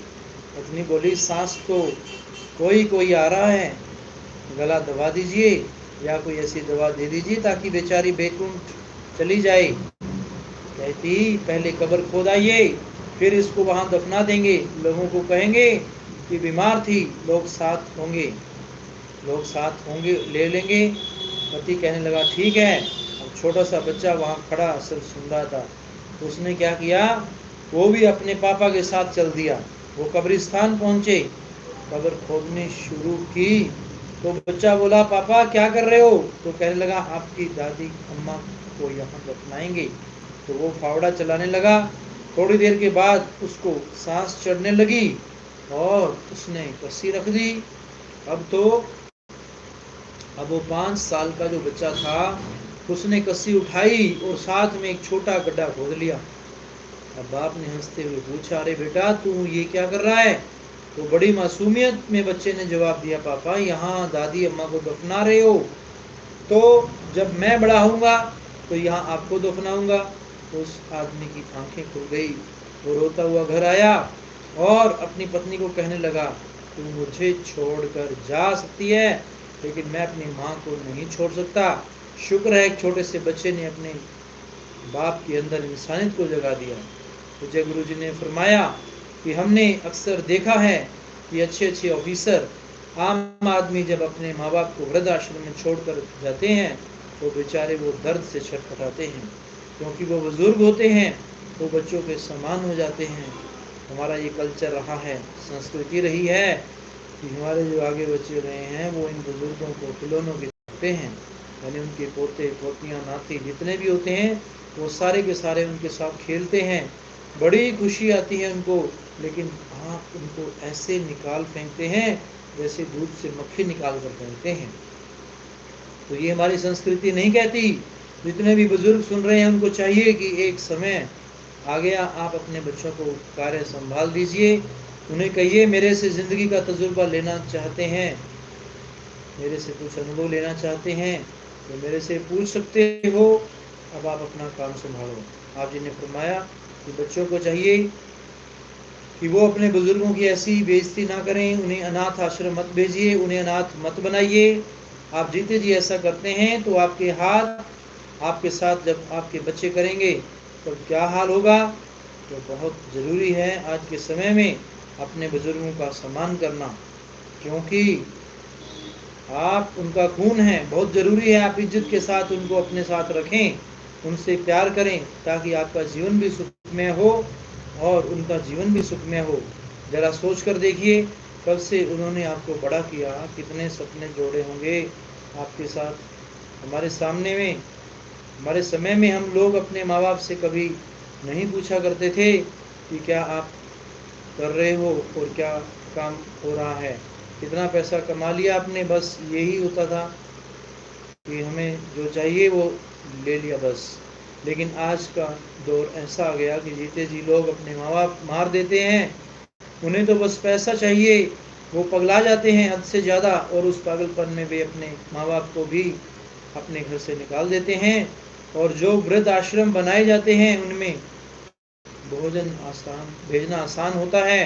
तो आप सबसे प्रार्थना है आप जरूर अनाथ आश्रम वृद्ध आश्रम जरूर लिखें, फार्म पर भी जो साइन करवाएं उस पर लिखा हो ये अनाथ है, इनका कोई नहीं है।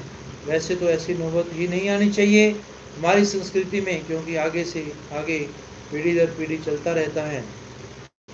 बच्चों को माँ बाप संभालते हैं और जब माँ बाप बुजुर्ग हो जाते हैं तो उनको बच्चे संभालने आते हैं, संभालते आए हैं। इसलिए हमारी संस्कृति पूरी दुनिया में नंबर 1 है, पर आज इसे आप डुबोने में लगे हैं, नशों की वजह से, पैसों की वजह से, लोभ लालच की वजह से।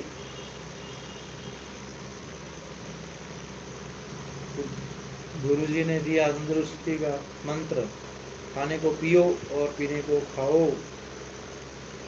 अपने YouTube अकाउंट के माध्यम से सेहत व दिनचर्या से जुड़ी कई अहम बातें साझा की। आप जी ने फरमाया कि आप जब आम खाते हैं तो पहले उसका कुछ रस निकाल दिया करें। वो रस किस तरफ से निकालना है, आम जिस टहनी से जुड़ा होता है उस जगह से थोड़ा सा कट लगाएं, उसको दबाएं, 10 या 15 बूंद जब निकल जाए तो उस आम को आप खाएं। कहते हैं उससे हीट निकल जाती है, और ये आजमाई हुई बात है, क्योंकि बच्चे कई बार कहते हैं कि हमारे बेटे हमारी बेटियां, तो गुरुजी जब आम खाते हैं तो पिंपल निकल आते हैं। आम खाने को दिल जरूर करता है, तो ये वाकई सही है, क्योंकि आम आपकी ज़िंदगी को खास बना देता है। आपके सामने एक तरफ रसगुल्ले पड़े हैं, बर्फ़ी पड़ी है, दूसरी तरफ आम पड़े हैं, तो आप किससे खाएंगे। हमें तो ये लगता है कि आपका ध्यान रसगुल्लों की तरफ ज़्यादा जाएगा। और ये याद रखिए कि अगर आप आम खाते हैं तो ज़िंदगी को खास बना देता है, और अगर ये वो चीनी के प्रोडक्ट आप खाते हैं तो वो ज़िंदगी को आम बना देते हैं। इसलिए आम खाने में अर्ज नहीं है, ज़्यादा न खाएं, सीमित मात्रा में खाएं, कंट्रोल में खाएं। गुरु जी ने फरमाया कि आप जितना भी फ्रूट खाना चाहें वो दिन में खाएं, रात को नहीं लेना चाहिए। रात को फ्रूट खाने से गैस बन सकती है, नींद में बाधा आ सकती है। ये आजमाई हुई चीज़ है हमारी। डॉक्टर क्या कहते हैं, आयुर्वेद क्या कहता है, वो एक अलग बात है। बाकी आप सब कुछ खाएं। तो एक बात याद रखिएगा, एक सॉफ्ट ब्रश, मुंह में थोड़ा सा पानी भर लीजिए और उसके बाद उस ब्रश को ऊपर नीचे मसूड़ों के साइड से फिर अंदर की साइड से 2 बार आप ऐसे कीजिए आराम से हल्के हाथों से। ब्रश कभी भी हार्ड तरीके से नहीं करना चाहिए। ब्रश पर ताकत मत लगवाइए, वो आपके दांतों को घिसा देगा।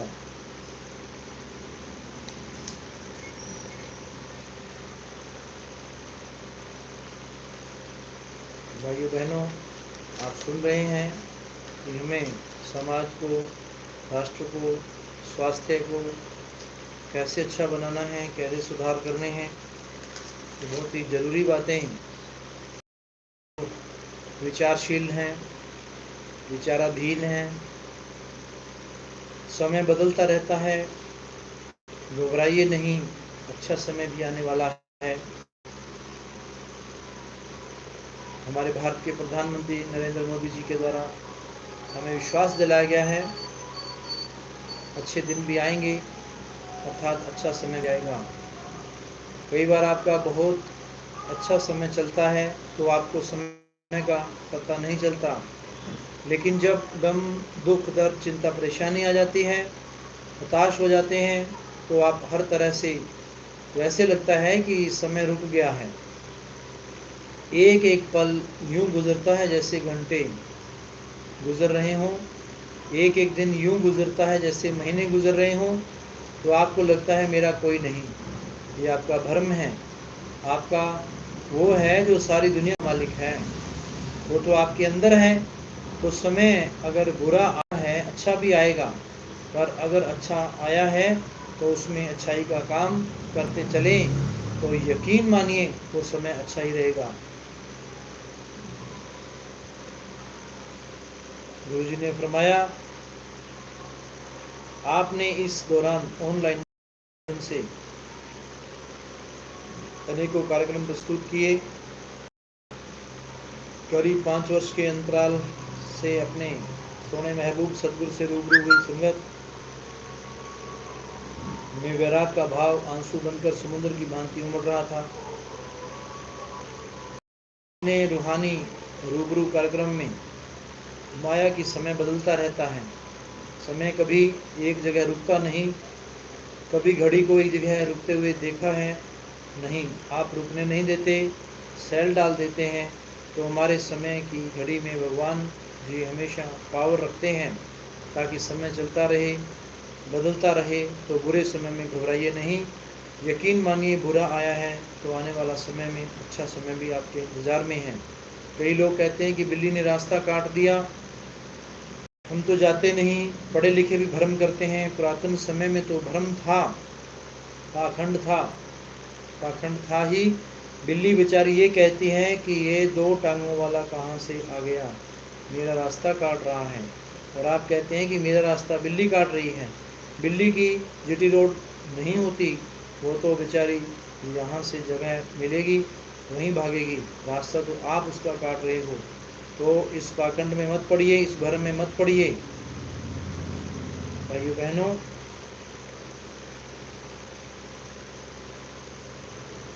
धर्मों में लिखा है, उसी को आज साइंस फॉलो कर रही है। जैसे अभी हम बात कर रहे थे जीवाणु, कीटाणु की, बैक्टीरिया, वायरस की बात कर लीजिए, तो धर्मों में हजारों साल पहले इसके बारे में बता दिया गया। साइंस ने शायद 1840 में बैक्टीरिया पता किया और 1890 में वायरस का पता चला। तो फिर साइंस कहने लगी कि बैक्टीरिया, वायरस होते हैं। अब आप बता दीजिए कि धर्म ज़्यादा बड़ा है या साइंस ही सब कुछ है। अगर आप तर्क देते हैं कि इतिहास ने यूँ लिखा है, तो लिखने वाला कौन? आदमी। और हजारों साल पहले का इतिहास आप मानते हैं कि सही है, तो धर्म को लिखने वाले हमारे संत हुए, ऋषि मुनि हुए। तो अब आप बताइए कि अगर एक आदमी के लिखे को आप सही मान रहे हैं, और हमारे संत महापुरुष जिन्होंने हमारी सारी ज़िंदगी जंगलों में बिताई, सारा समय जंगलों में बिताया, किसके लिए? हमारे लिए, समाज के लिए। वो झूठ क्यों बोलेंगे? तो उनको सच हम क्यों नहीं मानते? उनके प्रूफ मिलते हैं हमें, जो उन्होंने बातें कही हैं आज पूरी हो रही हैं। उन्होंने हजारों साल पहले हमारे पवित्र वेदों में लिखा। हमारे नज़रिए से हमारे पवित्र वेद सबसे पुरातन ग्रंथ हैं, और उनमें जो चीज़ें लिखी हैं ज़बरदस्त। उनमें लिखा है लाखों चंद्रमा हैं, लाखों सूरज हैं, नक्षत्र ग्रह हैं, तो पहले उनका मजाक उड़ाया गया कि ये तो हो ही नहीं सकता, लेकिन अब साइंस कह रही है कि हाँ, थोड़े से एरिया में ही लाखों चंद्रमा सूरज पाए गए, उन्होंने खोजे, फिर साइंस उनको फॉलो कर लेती है। तो सच है। अब ये मोबाइल की ही बात कर लीजिए आप। महाभारत काल में ये कहा गया कि धृतराष्ट्र को संजय ने युद्ध का सब कुछ दिखाया। जब भगवान श्री कृष्ण जी ने उनको बोला या उनको शक्ति दी तो उनकी आंखों से उन्होंने लाइव कमेंट्री की। अगर आज की भाषा में बोलें तो युद्ध में क्या हो रहा है, क्या क्या हो रहा है, और उनका कैमरा भी एक जगह फिक्स नहीं था। इस जगह क्या हो रहा है धृतराष्ट्र पूछते थे तो वहाँ कैमरा चला जाता था। तो पहले मजाक उड़ाया गया कि ऐसा भी कभी होता है, ऐसा नहीं हो सकता। लेकिन आज हम आपको बोल रहे हैं कि अगर आप चाहें तो इस यूएसए में भी सुना जा सकता है। आप चाहें तो भी सुना जा सकता है, आमने सामने बैठे नजर आ सकते हैं। तो क्या आज से 100 साल पहले आप मान सकते थे कि ऐसा मोबाइल भी आएगा, ऐसा फ़ोन भी आएगा? नहीं। अब ये सामने आ गया। ये अगर ये हो सकता है तो उस समय जो पवित्र गीता में ज्ञान या महाभारत में जो ज्ञान है, हमारे पवित्र ग्रंथों को आप झूठला कैसे सकते हैं? उसमें साफ लिखा है कि ऐसा उन्होंने बताया, तो ये आप मोबाइल ही मान लीजिए। हाँ, ये अलग बात है भगवान ने अपनी शक्ति से उनकी आंखों को मोबाइल बना दिया, या यूं कह लीजिए कि उन्होंने कुछ ऐसी शक्ति दी होगी कि वो लाइफ ए मोबाइल बिल्कुल ऐसा ही कुछ होगा। तो हमारे धर्म जो हैं वो महाविज्ञान हैं, और हम गारंटी लेते हैं इस बात की कि ये जो पवित्र वेद हैं, हमारे पवित्र ग्रंथ हैं, ये 100% सच थे, सच हैं और सच रहेंगे। आपके कहने मात्र से ग्रंथों को झुठलाया नहीं जा सकता। हमारे पवित्र ग्रंथ में लिखा है कि अगर आपके अंदर आत्मबल है तो आप दुनिया में सुखी रह सकते हैं, बीमारियों से बच सकते हैं, परेशानियों से बच सकते हैं। और साइंस क्या कहती है? अगर आपके अंदर हौसला है तो आप बीमारियों से लड़ सकते हैं। विल पावर पैदा कीजिए। कहाँ से कीजिए? क्या कोई टॉनिक है आपके पास, साइंस के पास, जिससे विल पावर बढ़ जाए, आत्मबल बढ़ जाए? हमें तो कोई ऐसी टेबलेट नहीं मिली, इंजेक्शन नहीं मिला जिसको लगाने से विल पावर बढ़ जाए।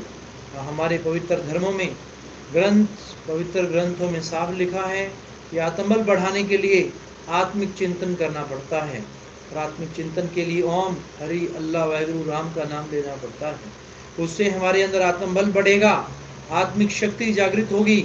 और धर्मों में साफ लिखा है कि आत्मबल बढ़ने से आप बीमारियों से लड़ने के काबिल बन जाओगे। मान लो आप 10% पहले काबिल थे तो 100% काबिल बन सकते हैं।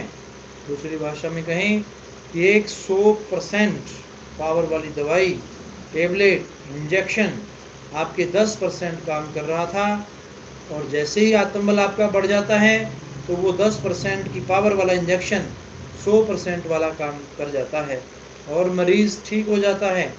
ये हमने अपनी आंखों से देखा है, हमारा निजी अनुभव है। तो फिर धर्मों को गलत कैसे कह सकते हैं आप? कैसे कह सकते हैं कि ये कल्पना है? तो हम अगर कह दें कि इतिहास कल्पना है, तो हम कह दें साइंस कल्पना है, तो कल बेचारी बनी है 1840 में, तो बेचारी ने बैक्टीरिया पकड़ा है, और पवित्र वेदों ने हजारों साल पहले बता दिया था बैक्टीरिया भी है और वायरस भी है, कि ऐसे कीटाणु हैं जो दिखते हैं और कुछ ऐसे कीटाणु हैं जो सूक्ष्म हैं, अति सूक्ष्म, देखे नहीं जा सकते, पर उन्होंने देखे थे।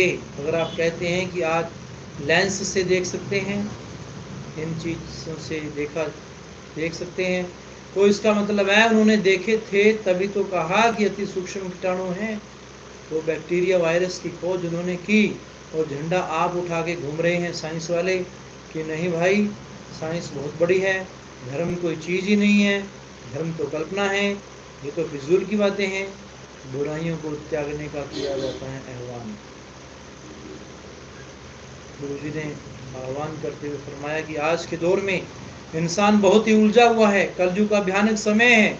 यहाँ ठगी, बेईमानी, भ्रष्टाचार, निंदा, चुगली, ईर्ष्यावाद दिनों दिन बढ़ रहे हैं, जिसे कह रहे हैं लेग पुलिंग बड़ी हो रही है। इंसान सोचता है कि ये आगे बढ़ गया, इसको गिराकर मुझे आगे बढ़ना है, तो आगे निकल गया, उसके अड़ंगे लगाकर गिराना लोग निंदा करते हैं। तो हे भक्तजनों, जो निंदा करता है, किसी के बारे में भी बुरा बोलता है, वो किसी गुरु का शिष्य नहीं हो सकता, क्योंकि संत कभी नहीं सिखाते कि किसी की निंदा गाओ, किसी की बुराई गाओ। उनका निंदा करने वालों का अपना एक टोला होता है। जैसे आपने शाम के समय देखा है, कुत्ते जो होते हैं कितना मुंह उठा उठा के भौंकते हैं, तो क्या उससे आपके कानों में रस घुलता है? कभी जरा सोचिए, इंसान अगर इस तरह की बातें करने लग जाए तो आप अपने कानों को बंद कीजिए, निकल चलिए। आप किसी की बुराई गाना तो दूर सुनिए ना।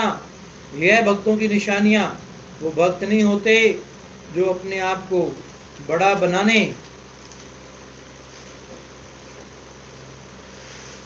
के लिए दूसरों की बुराई गाते हैं। वो भक्त नहीं होते जो किसी की निंदा करते हैं। भक्त वो होते हैं जो अपने बारे में सोचते हैं कि मेरे अवगुण क्या हैं, मैंने दूर करने हैं और भगवान के नज़दीक पहुंचना है। You can love your country without hating with another country. क्या आप अपने गुणों को दूर करेंगे? क्या आप अपनी ईर्ष्या, नफरत, निंदा, चुगली पर कंट्रोल करोगे? क्या आप किसी की बुराई कहने वाले से दूर रहेंगे? क्या आप अपने आप को रोक पाएंगे? अगर नहीं तो राम का नाम का सहारा लीजिए। ना रुके तो हमें कहना। देश दुनिया में कुपोषण पर जताई गहरी चिंता, पीड़ित गर्भवती माँ और बच्चों की मदद का किया आह्वान। गुरुजी ने देश दुनिया में कुपोषण का शिकार होने वाले बच्चों व माताओं के प्रति गहरी चिंता जताई। आप जी ने आई heart to heart with MSC part 8 में लोगों से कुपोषण की शिकार माताओं और बच्चों की हर संभव मदद करने का आह्वान करते हुए फरमाया कि प्रतिदिन 1-1 रुपया बचत के रूप में निकाल कर घर में एकत्रित करिए और बाद में उस पैसे से अपने आसपास के इलाके में कुपोषण के शिकार गर्भवती माँ या बच्चे का खुद इलाज करवाइए। गुरुजी ने फरमाया कि हमारे देश में बहुत से ऐसे बच्चे पैदा होते हैं जो कुपोषण का शिकार हो जाते हैं। ऐसी माताएं जो गरीबी के कारण सही खान पान नहीं ले पाती, तो उस वजह से वो बच्चे या तो माँ के गर्भ में ही मर जाते हैं या बाहर आकर बीमार रहकर वो गुजर जाते हैं। हमें बड़ा दर्द होता है, बड़ा दुख लगता है। भाइयों बहनों, पूज्य गुरुजी ने फरमाया कि हमारे देश में पता नहीं कितने बच्चे गुजर जाते हैं और कितने बच्चे बीमार हो जाते हैं, कितने बच्चे सुन नहीं पाते, कितने बच्चे देख नहीं पाते। हम इंसानियत के लिए ही संत पीर फकीर इस दुनिया में आते हैं, पूरी सृष्टि का भला हो। बेपरवाहों के बेपरवाह शाह मस्ताना शाह बलोचिस्तानी जी, शाह सतनाम जी दाता रहबर हमेशा इसी बारे में कहा करते हैं कि तुम सृष्टि का भला करना। आज हम आप लोगों से यही वायदा करते आते हैं कि आप अपने ब्लॉकों में अपने आसपास जरूर देखें, जो माँ गरीब है हमारी, वो बेटी जिसके गर्भ में बच्चा है, आप जाइए उस बहन को और उस माँ को कुपोषण का शिकार न होने दें। उनकी डाइट बांध दीजिए, हर महीने उन्हें अच्छी डाइट दी जाए। डॉक्टर वो डाइट बना देंगे और आप इस पुण्य कार्य में जो पैसा लगाएंगे, यकीन मानिए भगवान उसके बदले में आपके परिवार में, आपके बच्चों में बेइंतहा खुशियाँ लेकर आएंगे। इसलिए आपसे गुजारिश प्रार्थना है कि आप इस कार्य को जरूर करें। ये कार्य भी उसमें शामिल तो है, पर थोड़ा सा इसका रंग रूप बदल कर कि आप उन गरीब माताओं को जिनके गर्भ में बच्चा है ज़रूर अच्छा खान पान खिलवाएं। उस बच्चे की सेहत के लिए उस माँ का चेकअप करें और करवाएं। जो हमारे डॉक्टर साहिबान गायनिकोलॉजिस्ट, चाइल्ड स्पेशलिस्ट डॉक्टर हैं, वो जाकर उन बच्चों का वो जो पैदा हो गए उनका इलाज करें, और जो गायनिकोलॉजिस्ट वो उस माँ का इलाज करे। ये बहुत बड़ा पुण्य कार्य है। गुरुजी ने फरमाया अगर आप एक साथ ऐसा नहीं कर पाते तो रोज 1-1 रुपया अपने घर में निकालिए, मालिक से दुआ करके प्रार्थना करके कम से कम 1 रुपया हर आदमी परिवार का मेंबर निकाले। ज़्यादा आपकी इच्छा है, अपने घर में रखें, अपने पास रखें उस पैसे को, और खुद जाकर अपने आसपास के इलाके में देखें कि कुपोषण का शिकार कौन सी गर्भवती माँ हो रही है, जिनके बच्चे हो गए हैं, उन बच्चों का इलाज करवाइए। जैसे हमने अभी कहा कि डॉक्टर साहबान जो उसके स्पेशलिस्ट हैं, उनसे हाथ जोड़कर गुजारिश है, पैसा कमाने के लिए बड़ा कुछ है आपके हाथ में, भगवान ने वो यश दिया है, भगवान ने तो वो ताकत दी है कि आप दूसरों का भला कर सकते हैं, तो आप ये सेवा ज़रूर करें। हमारे हाथ जोड़कर विनती है, हजूर मंजूर करें। आपके आसपास जाकर इन बच्चों का इलाज कीजिए, उन माँ का जिनके अंदर वो ताकत नहीं है, शक्ति नहीं है, आप अपनी दवाओं से, और हम मालिक से दुआ करेंगे, प्रार्थना करेंगे। सारी संगत को भी यही कहना चाहते हैं कि आप लोग भी प्रार्थना करें कि हे प्रभु, हे मालिक, हमें शक्ति दे, ताकत दे कि हम ऐसे परिवारों की सेवा कर सकें। और हे मालिक, हे प्रभु, हम 90% भी अगर करते हैं, जब तक तेरा वो 10% नहीं आता, तब तक 100% नहीं होगा। तो प्रार्थना ये है उस प्रभु से, ओम हरि अल्लाह राम वाहिगुरु गॉड खुदा रब से, कि मालिक रहमत कर कि हर समाज का नागरिक जागृत हो जाए। गुरु जी ने फरमाया, पता नहीं कितने बच्चे गुजर जाते हैं पूरे वर्ल्ड में भूखमरी की वजह से, गरीबी की वजह से अपंग हो जाते हैं। ये मालिक रहमत कर, ऐसा न हो कि तेरे बच्चों के पास पैसा नहीं है। बहुत से लोग हैं जिनके पास खूब पैसा है, बहुत से लोग हैं 1-1 रुपया तो निकाल ही सकते हैं। तो सारे मिलकर एक मुहिम चलाइए, आने वाले भविष्य को तंदुरुस्त बनाइए। ये आपसे हाथ जोड़कर विनती है, और इस कार्य को आप ये नाम भी दे सकते हैं कि आने वाला भविष्य तंदुरुस्त कैसे करें। ये आने वाले भविष्य को तंदुरुस्त करना, शिशु संभाल, पहले शायद ये नाम दिया चुका होगा, पर आज से ये भी आप रख सकते हैं। कोई भी मुहिम बना लीजिए, मकसद असली उद्देश्य यही है कि उस माँ को कुपोषण का शिकार न होना पड़े, जिसके गर्भ में आने वाला भविष्य पल रहा है। तो आप ये कार्य, हमें पूरा यकीन है कि जरूर दिल से अपनाएंगे, जरूर उनकी मदद करेंगे। और जितने भी बच्चे गरीबी रेखा से नीचे हैं, हमारी सरकारें मदद कर रही हैं, हमारे राजा महाराजा लगे हुए हैं इन चीज़ों में, और जोर से लगें। भगवान से प्रार्थना है, क्योंकि एक नन्ही सी कली जब फूल बनती है तो खुशबू चारों तरफ बिखेर देती है, और वो कली अभी खिली ही नहीं, उससे पहले ही अगर वो बीमारी से गिर जाती है, कीड़ा लग जाता है, फूलों में हमने देखा तो वो फूल नहीं बन पाती, कली के रूप में मुरझा जाती है। तो आप सब लोग मिलकर, हम सब लोग मिलकर, जो कली माँ के गर्भ में है, वो कली माँ के गर्भ से बाहर आ चुकी है, लेकिन मुरझाने को है, हम लोग उसे अपनी मेहनत का पानी दें, अपनी मेहनत का खान पान दें, दुआओं का खान पान दें, ताकि वो बच्चा कुपोषण का शिकार न हो और हमारा आने वाला भविष्य स्वस्थ हो। जब भविष्य स्वस्थ होगा तो जरूर सबको खुशियाँ मिलेंगी, सबको बहारें जरूर आ जाएंगी। तो यही आप लोगों से प्रार्थना करते हुए हम फिर से दुआ करते हैं, अरदास करते हैं कि ऐसे शुभ संकेत, ऐसे गुण हमारी युवा पीढ़ी के अंदर भरते चले जाएं, और हम तन से ही नहीं बल्कि मन से भी स्वस्थ बन जाएं। अच्छे स्वास्थ्य की एक सबसे बड़ी ज़रूरत है आपके मन का स्वस्थ होना, पर हम अधिकतर अपने शारीरिक स्वास्थ्य के प्रति सचेत रहते हैं, और अपना समय, साधन व पैसा अपने शरीर को स्वस्थ रखने के लिए प्रयोग करते हैं, वह शारीरिक फिटनेस को ही अधिक महत्व देते हैं। पर जब मन का प्रश्न आता है तो हम उसके स्वास्थ्य पर ध्यान देना आवश्यक नहीं समझते। मानसिक स्वास्थ्य को भी महत्व देना जरूरी है, नहीं तो हम मानसिक रोगों का शिकार बन सकते हैं। मन के अच्छे स्वास्थ्य के लिए जरूरी है, मानसिक स्वास्थ्य के लिए जरूरी है कोई शौक होना। आप गाने सुन सकते हैं, चित्रकारी कर सकते हैं, बागवानी या अन्य ऐसा शौक अपना सकते हैं, ऐसा कोई भी शौक अपना सकते हैं जो आपके मन को संतुष्टि दे। इस शौक को अपनाकर अपना मन प्रसन्न रहेगा। कुछ समय सिर्फ अपने आप को दें, इस समय आप शांत मन से बैठें और लेटें, और कोई भी विचार मन में न लाएं। उसी व्यक्ति का मन शांत रहता है जो अपने मन की उधेड़ गुणों को दूसरे के सामने उजागर करता है। इसलिए आपके मन में जो भी द्वंद्व या भावनाएं उठ रही हैं, उन्हें दूसरों पर व्यक्त करें। अपनी महत्वाकांक्षाएं, सपनों व प्रेरणाओं को अपने हाथों से महसूस करें। तो यही दोस्त व रिश्ते आपको अपना मजबूत सहारा देंगे और आपको निराशा के अंधकार से निकालेंगे।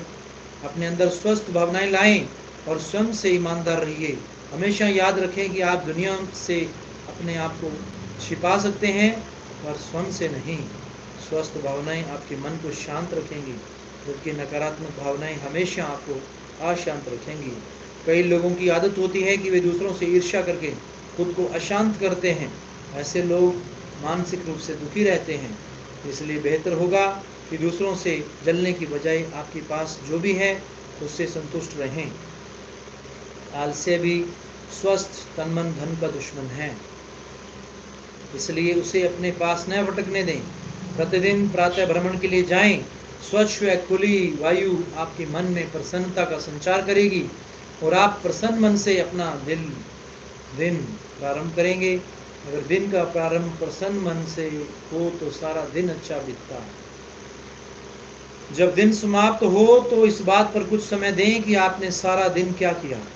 इससे आपको ज्ञान होगा कि आपने क्या अच्छा किया है और क्या बुरा, और आप अगले दिन कोशिश करें कि पुनः आप कोई गलती नहीं करें। मन की शांति के लिए जरूरी है कि व्यर्थ के वाद विवादों में न पड़ें, पर इसका अर्थ यह कदापि नहीं कि आप रिएक्ट ही न करें। रिएक्ट करें, पर जहाँ ज़रूरत है बेवजह बहस आपके मन को कष्ट देगी। स्वस्थ शरीर व मन की कुंजी है आशावादी होना। इसलिए अपने मन में आशावाद की भावनाएं रखें। हमेशा अच्छा सोचने का प्रयत्न करें। आपने सुना भी होगा कि अच्छा सोचो तो अच्छा होता है। यह मत भूलिए कि शरीर और मन अलग अलग नहीं, बल्कि एक दूसरे पर निर्भर। शरीर के दो भाग हैं, इसलिए एक नहीं बल्कि दोनों पर ध्यान दें, ताकि स्वच्छ शरीर में स्वच्छ मन निवास हो। अच्छे स्वास्थ्य के लिए जरूरी है अच्छी आदतें। कहते हैं शूरवीर योद्धा वो होते हैं जो अपनी आदतों को बदल डालते हैं। आदत बदलने के लिए सबसे पहले अपने विचार सोच को बदलना जरूरी है। अच्छे स्वास्थ्य के लिए अच्छी आदत, स्वस्थ शरीर के लिए शरीर को सही पोषण का मिलना जरूरी होता है। पोषण हम अपने खान पान से प्राप्त कर सकते हैं, इसलिए हम क्या खा रहे हैं और कितना पौष्टिक खा रहे हैं इसके बारे में हमें जानकारी का होना जरूरी है। कुछ बातें जो कर सकती हैं हमारी मदद। पिएं अधिक पानी। पानी अनमोल है। पानी शरीर के पोषक तत्वों को भीतरी अंगों तक पहुंचाने में मदद करता है, इसलिए थोड़ा थोड़ा पानी हर आधे घंटे के अंतराल में पीते रहें। जूस या अन्य ड्रिंक्स उतना लाभ नहीं पहुंचाते जितना पानी शरीर के लिए लाभप्रद है। हरी पत्तेदार सब्जियों का सेवन। हरी पत्तेदार सब्जियों में विटामिन की प्रचुर मात्रा होती है। इसका सेवन पौष्टिकता से भरपूर होता है। विशेषकर मेथी, पालक मौसम में भरपूर खाएं। इसमें फोलेट प्रचुर मात्रा में होता है, जिससे लाल रक्त कोशिकाएं बनती हैं। इनमें कैलोरीज की मात्रा भी कम होती है। दिन के 2 मुख्य आहार में हरी पत्तेदार सब्जियों का सेवन नियमित रूप से करें। नियमित व्यायाम हमारे शरीर को चुस्त और फिट रखते हैं। कार्डियक व्यायाम, योगासन नियमित करें ताकि शरीर मजबूत और लचीला बना रहे। खाएं हेल्दी स्नैक्स। 3 मुख्य आहार के बीच कुछ खाने का मन करता है। ऐसे में अगर हेल्दी स्नैक्स लिए जाएं तो पेट भी भरेगा और सेहत भी ठीक रहेगी। ऐसे में रोस्टेड भेल, फ्रूट चाट, गाजर, खीरे का सलाद, स्प्राउट्स, हल्का सा मल्टीग्रेन ब्रेड का सैंडविच, हरी चटनी के साथ 1 प्याला चाय और 2 बिस्कुट भी ले सकते हैं। न पिएं ज़्यादा चाय और कॉफ़ी। चाय कॉफ़ी के अधिक सेवन से शरीर को अधिक कैफीन के साथ चीनी भी मिलती है। कैफीन के साथ चीनी भी मिलती है, जो सेहत के लिए ठीक नहीं। ग्रीन टी भी दिन में 3 या 4 कप ही लें। अधिक लेने से शरीर में पानी की कमी हो सकती है। नींद पूरी लें। पौष्टिक आहार नींद पर भी प्रभाव डालता है, इससे नींद अच्छी आती है। अधिक तेल और मसाले वाले भोजन से नींद भी नहीं अच्छी आती, क्योंकि ऐसा भोजन हमारा शरीर आसानी से पचा नहीं पाता। नाश्ता जरूरी है। नाश्ता सेहत के लिए अति आवश्यक है। प्रातः के नाश्ते में दूध वाला गेहूं का दलिया या सब्जियों वाला नमकीन दलिया, टोंड दूध और ओट्स, ब्राउन ब्रेड या मल्टीग्रेन ब्रेड का सैंडविच, इडली कोकोनट चटनी के साथ, सब्जियों से भरा फुल्का और टोंड दूध का दही नाश्ते में ले सकते हैं। कुछ रेशे से भरपूर फल के साथ चुटकी भर दालचीनी और नट्स भी ले सकते हैं। तो भाइयों बहनों, हमें ज्ञान अर्जन की जिज्ञासाएं बनाए रखनी चाहिए। जैसा कि हम पढ़ते हैं स्वामी विवेकानंद के बारे में, जो कि एक महान जिज्ञासु पुरुष थे, ऐसे समाज सुधारक थे जिनके नाम में से ही पता चलता है स्वामी विवेकानंदा, जिनको विवेक से ही आनंद आता था। और ये नाम पहले उनका बचपन का नरेंद्र नाथ था, और बाद में उनके गुरु रामकृष्ण परमहंस जी ने उनका नाम बदला और उनका नाम रखा गया विवेकानंद, क्योंकि उनको इस विवेक से ही बेहद खुशी होती थी। ब्रह्मांड में अथाह ज्ञान का भंडार है। मनुष्य सारी आयु यदि चाहे तो ज्ञान अर्जन कर सकता है, बस उसमें जिज्ञासा होनी चाहिए। ज्ञान प्राप्त करने की कोई आयु नहीं होती और वह किसी से भी लिया जा सकता है। जिज्ञासु व्यक्ति अपनी ज्ञान पिपासा को शांत करने के लिए जहाँ भी बैठता है वहीं से ज्ञान पा लेता है। उसके लिए कोई भी विषय अछूता नहीं रह जाता। प्रतिभा का धनी ऐसा व्यक्ति किसी भी विषय पर घंटों चर्चा कर सकता है। यहाँ पर उस पुस्तकीय ज्ञान की चर्चा नहीं की जा रही जो शिक्षा ग्रहण करते समय मनुष्य अर्जित करता है। जीवन के अनुभव से जो ज्ञान अर्जन किया जाता है वह भी महत्वपूर्ण होता है, परंतु यहाँ हम उस जिज्ञासु की बात कर रहे हैं जो स्कूल कॉलेजों के ज्ञान से भी अधिक कुछ और जानना चाहता है। अपने ज्ञान का विस्तार करके वह वास्तव में अपने ज्ञान पिपासा को शांत करना चाहता है। उसे हर समय कुछ और जानने की भूख रहती है, जिसे शांत करने के लिए वह सदैव प्रयासरत रहता है। अब विचार करते हैं कि ऐसा व्यक्ति किसी के पास बैठकर ज्ञान कैसे प्राप्त करता है।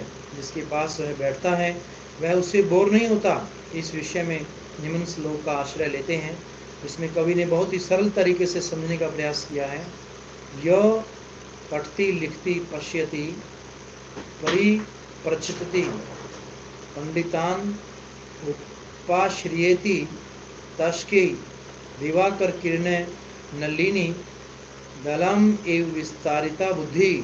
अर्थात जो व्यक्ति जिज्ञासु होता है वह पढ़ता है, लिखता है, देखता है और प्रश्न पूछता है, बुद्धिमानों का आश्रय लेता है।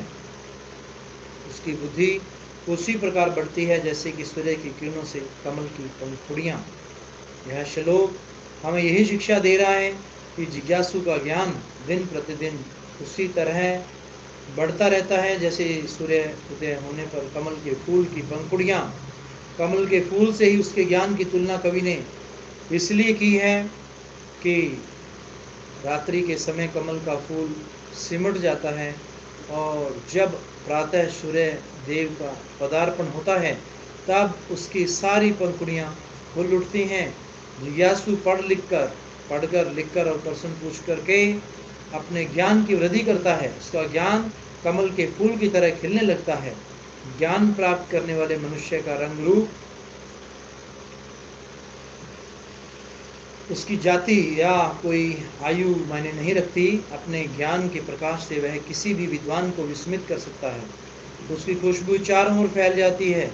वह व्यक्ति किसी का भी मार्गदर्शन कर सकता है। ऐसे व्यक्ति के पास ज्ञान का अकूत खजाना होता है। माँ सरस्वती की उस पर विशेष कृपा बनी रहती है। कुछ लोग उससे ईर्ष्या भी कर सकते हैं, उसे चिपकू कहकर उसका उपहास भी कर सकते हैं, पर उसको ज्ञान अर्जन का नशा हो, वह उन सब उक्तियों को सुनकर भी अनदेखा कर देता है। वह अपने पास आकर बैठने वाले के ज्ञान का कुछ अंश ग्रहण कर लेना चाहता है। मनुष्य कहते हैं बूंद बूंद से घट भर जाता है। उसी प्रकार थोड़ा थोड़ा ज्ञान बटोरते हुए कोई भी मनुष्य ज्ञानी बन सकता है। अपने ज्ञान के उज्जवल प्रकाश से वह चारों दिशाओं से उजाला कर देता है। ज्ञानी को अपने ज्ञान पर कभी अहंकार नहीं करना चाहिए, न ही ज्ञान के मत में उसे किसी व्यक्ति का तिरस्कार करना चाहिए। ऐसा ज्ञानवान मनुष्य सबका प्रिय बन जाता है। भाइयों बहनों, आप पढ़ेंगे अलेक्जेंडर पोप इंग्लिश पोएम में भी लिखा उन्होंने, A little knowledge is dangerous thing. He gave the example, he puts the example of a person, not only a simple man, but of a scientist, Newton, who says that much knowledge makes man humble, little knowledge makes man pride. Through his poem, he wants to make us understand what is the true meaning of knowledge. True meaning of knowledge means to be humble as much as we can. So this is the great thing that is given by our holy saints to us, to be विनम्रता दीनता धारण करना सबसे ज़्यादा जरूरी है। ज्यों ज्यों फल लगता जाए त्यों त्यों डाली झुकती जाए, यूं ही ज्यों जब तरक्की होती जाए उतनी ही विनम्रता दीनता लानी चाहिए, वह सबका भला मानना चाहिए। ये सब बातें जो हमें हम्बल बनाती हैं, पोलाइट बनाती हैं, वास्तविक ज्ञान का खुशी का अधिकारी बनाती हैं। समाज का ऋण भी लौटाएं। महाभारत के उद्योग पर्व में महर्षि वेदव्यास ने निम्न श्लोक में बताया कि 3 प्रकार के लोगों को यह पृथ्वी धन धान्य देती है। सुवर्ण पुष्पम पृथ्वीम चिन्वन्ति पुरुषा स्त्रैर्यु शूर्ष्य कृत विदश्च यशच जानाति सेवितुम। अर्थात इस धरती पर 3 तरह के व्यक्ति सुवर्ण पुष्पों को चुनते हैं, शूरवीर, विद्वान और व्यक्ति शक्ति को सेवार्थ लगाने वाले। शूरवीर, विद्वान और शक्ति को सेवार्थ लगाने वाले। महर्षि वेदव्यास समझाते हैं कि कठिन से कठिन कार्य करने वाले यानी सुवर्ण पुष्प जो आम इंसान की पहुंच से बहुत दूर होते हैं, उनको चुनने वाले विरले ही लोग होते हैं।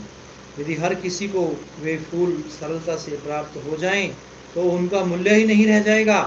हम सब लोगों ने तो शायद उनके विषय में केवल किस्से कहानियों में ही पढ़ा है, उन्हें कभी देखा नहीं है। हम सब उनसे अनजान हैं। वो शूरवीर व्यक्ति हैं जो अपने शौर्य को कार्यान्वित करते हैं। उनकी वीरता देश, धर्म, घर परिवार, समाज के लिए होती है। समय आने पर अपने इस दायित्व से वे मुंह नहीं मोड़ते, बल्कि डट कर सामना करते हैं। ऐसे लोग देश और समाज के लिए रतन होते हैं। लोग आवश्यकता पड़ने पर इनकी ओर बड़ी आशा से देखते हैं। ये लोग भी उनकी अपेक्षाओं पर खरे उतर कर दिखाते हैं। विद्वान अपने ज्ञान को कार्य के रूप में परिवर्तित कर देते हैं। वे अपने ज्ञान के बल पर बहुत कुछ प्राप्त कर लेते हैं। अपने ज्ञान की परीक्षा यही होती है कि वे अपने ज्ञान का उपयोग समाज के हितार्थ करें, अनावश्यक वाद विवाद नहीं करें, तभी उनके ज्ञान की सार्थकता होती है। यदि वे अपने ज्ञान से लोगों को विपरीत दिशा देते हैं तो उनका ज्ञान निरर्थक हो जाता है। बहुत कठिनता से अर्जित किए गए ज्ञान का जीवन में क्रियान्वयन ही उसकी वास्तविक कसौटी होती है, जिसमें उनको खरा उतरना होता है। अपनी शक्ति को जो मनुष्य सेवार्थ लगाते हैं, वे उसका सदुपयोग करते हैं। वे शक्ति का उपयोग परोपकार के लिए करते हैं। अपनी शक्ति का प्रयोग वे दूसरों को सताने के लिए नहीं करते। असहाय और निर्बलों से सहायक बनकर वे समाज के दीन बंधु बन जाते हैं। उनके लिए जीवन का लक्ष्य यही होता है कि वे अपनी शक्ति का दुरुपयोग नहीं करेंगे, उसका उपयोग वे सदा सकारात्मक कार्यों के लिए करके महान बनते हैं। प्रत्येक मनुष्य पर समाज का कुछ ऋण होता है। वह समाज में रहते हुए उससे बहुत कुछ लेता है। इसलिए हर मनुष्य का दायित्व बनता है कि जो भी उसकी सामर्थ्य है उसके अनुसार वह समाज को बदले में कुछ लौटाए। शूरवीर अपने शौर्य के बल पर देश की सुरक्षा कर सकता है। विद्वान अपने ज्ञान को अन्यों को बांटकर अन्य लोगों में बांटने का कार्य कर सकता है। शक्ति का उपयोग मनुष्य समाज के असहाय वर्ग को सहायता देकर उपयोग कर सकता है। कहने का तात्पर्य ये है कि जो भी मनुष्य के पास है उसे देश और समाज के हितार्थ उपयोग करना चाहिए, तभी मानव जीवन की सार्थकता होती है। अन्यथा मनुष्य का यह जीवन निष्फल या व्यर्थ हो जाता है। ऐसे सत्कार्य कार्य करने वाले ये मानव अपने कार्यों से कठिन फलों को चुनते हैं या प्राप्त करते हैं, हर व्यक्ति के वश की बात नहीं हो सकती। अतः मनुष्य को सदा जीवन उपयोगी इन बातों को स्मरण रखना चाहिए।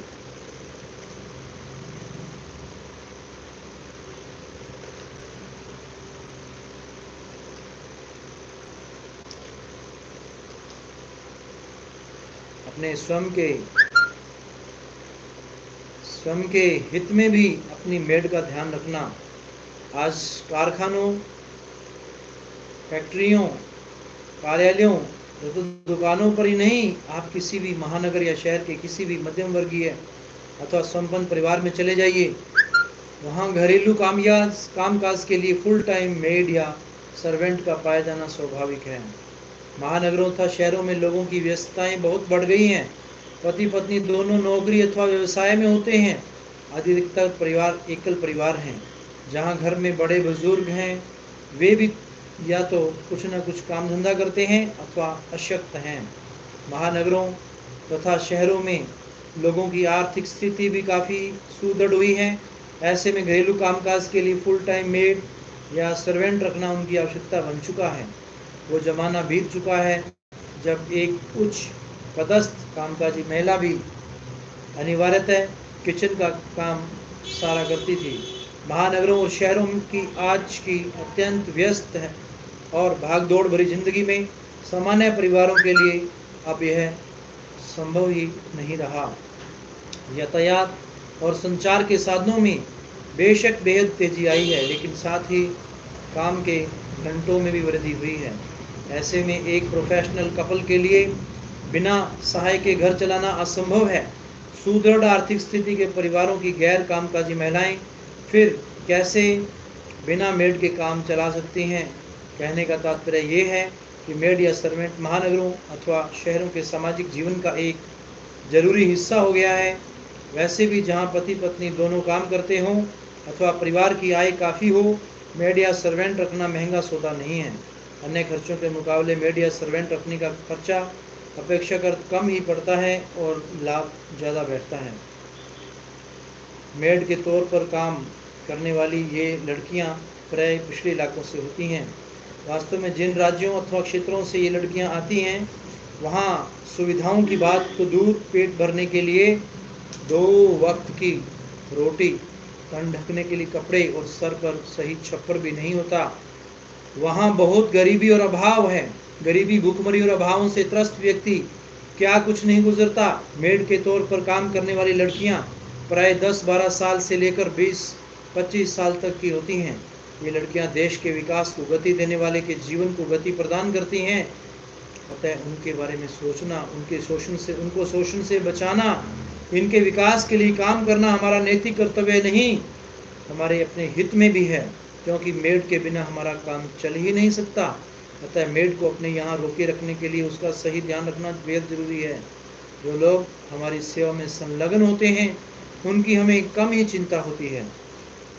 यदि हम धर्म कर्म के नाम पर आडंबर और अनाप शनाप खर्चा न करके अपनी सेवा में संलग्न लोगों के जीवन को उन्नत बनाने का प्रयास करें, तो इससे बड़ा धर्म हो ही नहीं सकता। यदि हम उसके खान पान का उचित ध्यान रखेंगे तो उसका स्वास्थ्य अच्छा रहेगा और वो अपेक्षाकृत आसानी से और अधिक कार्य करने में सक्षम होगी। अपनी मेड के लिए अच्छे कपड़े और टॉयलेटरीज ही खरीदें। कोई भी बीमारी होने पर फौरन उसका उपचार करवाएं। यदि आपकी मेड साफ सुथरी रहती है और अच्छे कपड़े पहनती है, तो इसका लाभ भी आपको ही होगा। इसके लिए लोग न केवल आपकी प्रशंसा करेंगे, अपितु आपके घर का वातावरण भी खुशनुमा बना रहेगा। आपके बच्चों और घर के अन्य सदस्यों को एक अच्छी सहायक मिलने से उनके जीवन में सकारात्मकता का विकास होगा। साफ सुथरी और स्वस्थ मेड के होने पर बच्चों और घर के अन्य सदस्यों को किसी भी प्रकार की बीमारी अथवा इंफेक्शन का खतरा नहीं रहेगा। यदि घर में कोई बुजुर्ग है तो आपके काम पर जाने के बाद अकेले रहते हैं तो उसकी देखभाल और अकेलापन दूर करने के लिए आपकी मेड से अच्छा सहायक हो ही नहीं सकता। अपनी मेड को शिष्टाचार और मैनर्स सिखाना भी बहुत महत्वपूर्ण है। तो आपकी मेड आपके मेहमानों और मिलने आने वालों का ठीक से स्वागत सत्कार करेगी तो इससे न केवल आपको अत्यधिक प्रसन्नता होगी अपितु आपके बच्चों में भी स्वाभाविक रूप से इन गुणों का विकास संभव हो सकेगा। यदि आप अपनी मेड को अपने परिवार के सदस्य की तरह रखेंगी, उसे प्यार करेंगी, तो वे भी न केवल अपने आप खुशी से आपका सारा काम करेंगी और आपका आदर भी, अपितु आपके बच्चों पर भी इसका सकारात्मक प्रभाव पड़ेगा। इसमें अधिकाधिक संवेदनशीलता और करुणा का विकास हो सकेगा। इसमें संदेह नहीं कि हम जिन मूल्यों का पोषण करते हैं फिर वो मूल्य ही हमारा पोषण करते हैं। नौकर रखना नहीं, आपके नौकर या सहायक जिन परिस्थितियों में रहते हैं वो आपकी वास्तविक प्रतिष्ठा का मापदंड देते हैं, मापदंड होता है। भाइयों बहनों, हरियाणा के खिलाड़ियों ने जीते सबसे ज़्यादा 43 पदक। भारतीय दल में इस बार सबसे ज़्यादा 43 खिलाड़ी हरियाणा से हैं, जिनमें से 17 खिलाड़ियों ने मेडल जीतकर देश और प्रदेश का नाम रोशन किया है। राष्ट्रमंडल खेलों में अमित पंगल और नीतू घनघस ने बॉक्सिंग में गोल्ड झटका है, तो साक्षी मलिक, बजरंग पूनिया, दीपक पूनिया, रवि कुमार दहिया, विनेश फोगाट और नवीन कुमार ने कुश्ती में गोल्ड मेडल जीता है। सुधीर ने पैरा पावर लिफ्टिंग में गोल्ड मेडल हासिल किया है। अंशु मलिक ने कुश्ती में सिल्वर, पूजा गहलोत, पूजा सिहाग, दीपक नेहरा और मोहित ग्रेवाल ने कुश्ती में कांस्य का तमगा जीता है। मुक्केबाजी में सागर अहलावत ने रजत, जबकि जैस्मिन लंबेरिया ने कांस्य पदक जीता है। संदीप कुमार ने एथलेटिक्स ब्रॉन्ज मेडल जीता है। महिला हॉकी टीम में भी हरियाणा के खिलाड़ियों ने अपना जलवा दिखाया है। कांस्य पदक जीतने वाली 18 सदस्यीय महिला हॉकी टीम ने 8 महिलाएं हरियाणा की हैं। खिलाड़ियों को स्वर्ण पदक के लिए 1.5 करोड़ रुपए, रजत पदक के लिए 75 लाख रुपए और कांस्य पदक के लिए 50 लाख रुपए देगी। इसके साथ ही राष्ट्रमंडल खेलों में भाग लेने वाले खिलाड़ियों को 7.5 लाख रुपए मिलेंगे।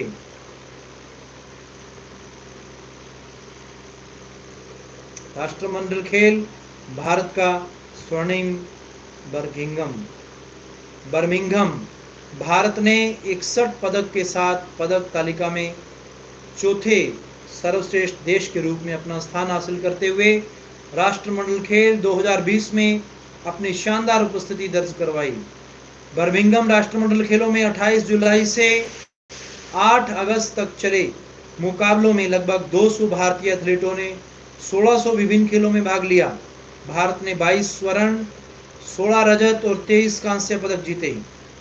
हालांकि वर्ष 2010 में दिल्ली में हुए खेलों में भारत ने सर्वश्रेष्ठ प्रदर्शन करते हुए 101 पदक जीते थे। टोक्यो ओलंपिक भाला फेंक चैंपियन और विश्व चैंपियनशिप के रजत पदक विजेता नीरज चोपड़ा की चोट के कारण CWG 2022 से बाहर होने से निश्चित रूप से भारत एक पदक से चूक गया। निशानेबाजी खेल के शामिल नहीं होने और नीरज चोपड़ा की अनुपस्थिति में भारतीय कुश्ती के ओलंपिक पदक विजेता रही रवि कुमार दहिया, बजरंग पूनिया, साक्षी मलिक और 2 बार की ओलंपिक पदक विजेता PV संधू, विश्व चैंपियनशिप पदक विजेता किंदाबी श्रीकांत और लक्ष्य सेन की अगुवाई वाली भारतीय टीम ने कॉमनवेल्थ गेम्स 2022 में शानदार प्रदर्शन किया। भारत को सर्वाधिक स्वर्ण और सर्वाधिक तमगे कुश्ती से हासिल हुए, जहां देश ने 6 स्वर्ण, 1 रजत और 5 कांस्य सहित 12 पदक जीते। भारोत्तोलकों ने भारतीय अभियान की बेहतरीन शुरुआत करते हुए 3 स्वर्ण, 3 रजत और 4 कांस्य सहित 10 पदक जीते। संकेत सरगर पुरुष 55 किलोग्राम ने चांदी का तमगा जीतकर बर्मिंघम 2022 में भारत खाता खोला था। भारत ने अपना युवा एथलीटों की बदौलत ट्रैक एंड फील्ड में भी कई ऐतिहासिक पदक हासिल किया। तेजस्विनी शंकर कांस्य ने जहां ऊंची कूद में भारत को पहला राष्ट्रमंडल पदक दिलाया, वहीं मुरली श्री शंकर रजत 44 साल बाद भारत के लिए लंबी कूद पदक जीतने वाले पुरुष बने। प्रियंका गोस्वामी रजत भारत के लिए 10,000 मीटर पैदल चाल में पदक जीतने वाली पहली महिला बनी। वहीं संदीप कुमार ने भी 10,000 मीटर पुरुष पैदल चाल में कांस्य का तमगा भारत की झोली में डाला। अविनाश सांबले ने पुरुष स्टीप चैलेंज में केन्या का एक छतर राज समाप्त करते हुए रजत पदक जीता और 8:11:20 मिनट का राष्ट्रीय रिकॉर्ड भी स्थापित किया। एल्डोस पोल और अब्दुल्ला अबूबकर ने तिहरी कूद में स्वर्ण और रजत जीता। ऐसा पहली बार हुआ कि राष्ट्रमंडल खेलों के तिहरी कूद आयोजन में भारत ने 2 पदक जीते हों। अनु रानी ने महिला जैवलिन थ्रो में कांस्य पदक अपने नाम किया। मुक्केबाजों ने भी बर्मिंघम में भारत का परचम लहराते हुए 7 पदक जीते। Nikhat Zareen 50 kilogram, Amit Panghal 51 kilogram, Nitu 48 kilogram ने स्वर्ण जीते, जबकि जैस्मिन 60 किलोग्राम, मोहम्मद हुसामुद्दीन 57 किलोग्राम और रोहित टॉक्स 67 किलोग्राम के कांस्य के तमगे जीते। सागर अहलावत 92 किलोग्राम ने मुक्केबाजी में भारत का इकलौता रजत जीता। पुसरला वेंकट सिंधु और लक्ष्य सेन जैसे सितारों की बदौलत भारत ने बैडमिंटन में भी 6 पदक अपने नाम किए। सिंधु ने महिला एकल में, लक्ष्य ने पुरुष एकल में, जबकि सात्विक साईराज रकरोंडी और चिराग शेट्टी की जोड़ी ने पुरुष युगल में स्वर्ण जीते हैं। इससे पहले भारतीय मिश्रित टीम ने टूर्नामेंट की शुरुआत में चांदी का तमगा जीता था। इसके अलावा किदाम्बी श्रीकांत ने पुरुष एकल में और त्रिशा जोली गायत्री गोपीचंद की जोड़ी ने महिला युगल में कांस्य पदक जीता। महिला लॉन बॉल फॉर टीम ने इतिहास रचते हुए भारत को इस खेल में पहला राष्ट्रमंडल स्वर्ण दिलाया।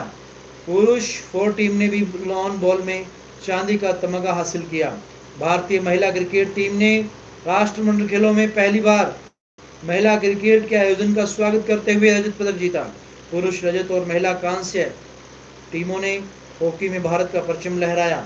इसके अलावा भारत ने टेबल टेनिस में 5 पदक, जूडो में 3 पदक और स्क्वैश में 2 पदक सहित 13 प्रतिभाओं में पदक जीते हैं। भाइयों बहनों, आप देख रहे हैं, सुन रहे हैं ये महत्वपूर्ण जानकारियां, सूचनाएं, जिनसे आज हमारा आधुनिक भारत भरा हुआ है। ऐसी महान प्रतिभाएं, ऐसी महान सोच का धनी ये भारत फिर से अपने आप को आज़ाद और आत्मनिर्भर बनाने की क्षमता रखता है। आज़ादी और आत्मनिर्भरता ये हमारे भारत देश की सबसे बड़ी पहचान रही है, जिसमें हमारे आज के प्रधानमंत्री नरेंद्र मोदी जी के द्वारा अनेक हमें ऐसे सहायता प्रदान की गई है, सोच प्रदान की गई है, विचार प्रदान किए गए हैं जो हमें कार्यकुशल बना सकते हैं और हमारे युवाओं के कौशल को राज्य व केंद्रीय स्तर पर निखार सकते हैं। भाइयों बहनों, बहुत ही महत्वपूर्ण जानकारी आप प्राप्त कर रहे हैं, जिसकी हमें अहम आवश्यकता है। आज ऐसी सूचनाएं, ऐसी स्वस्थ जानकारी मिलना हमारे समाज के अंदर बहुत ही दुर्लभ हो गया है। 1 करोड़ बच्चों ने सामूहिक राष्ट्रगान से बनाया वर्ल्ड रिकॉर्ड। आज़ादी के 75वें अमृत महोत्सव कार्यक्रम की श्रृंखला में 12 अगस्त को राजस्थान ने कीर्तिमान रचा।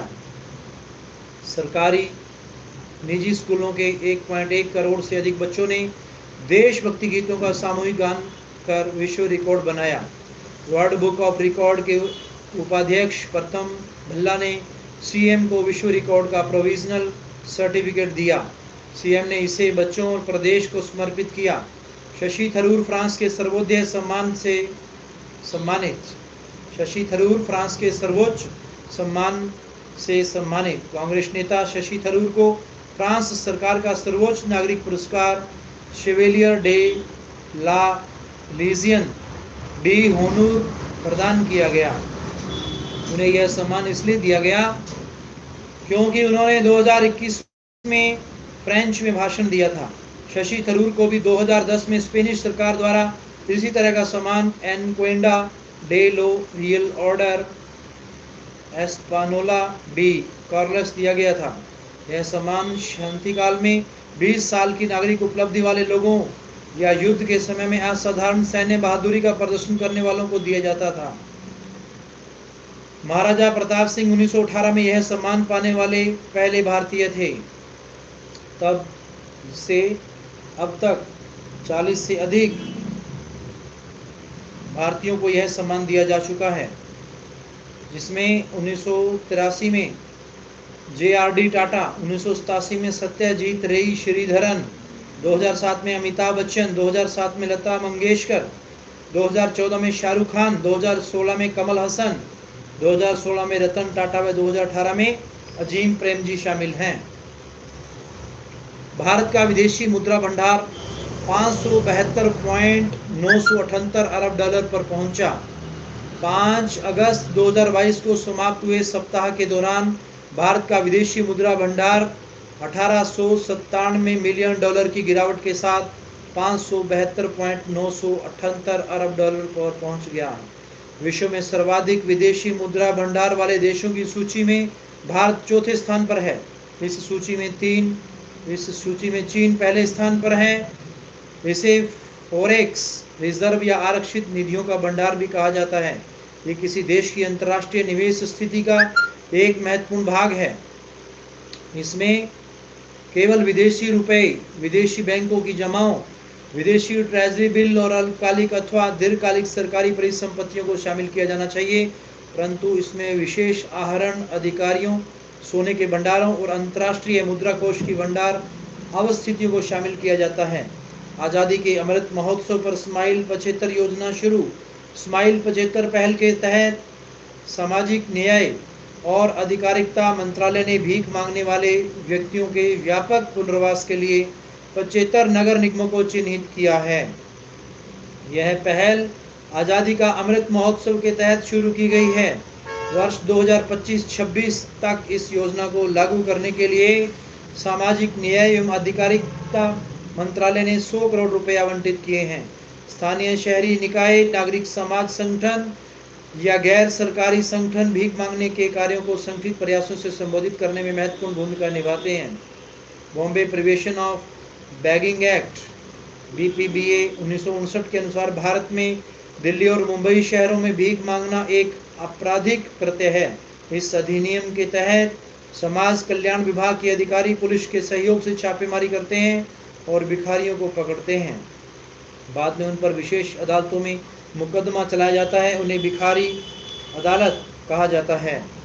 चीन में मिला नया जूनोटिक वायरस। 2019 में घातक कोरोना वायरस का पता चलने के बाद एक और जूनोटिक वायरस लैंगिया हाल ही में चीन में खोजा गया।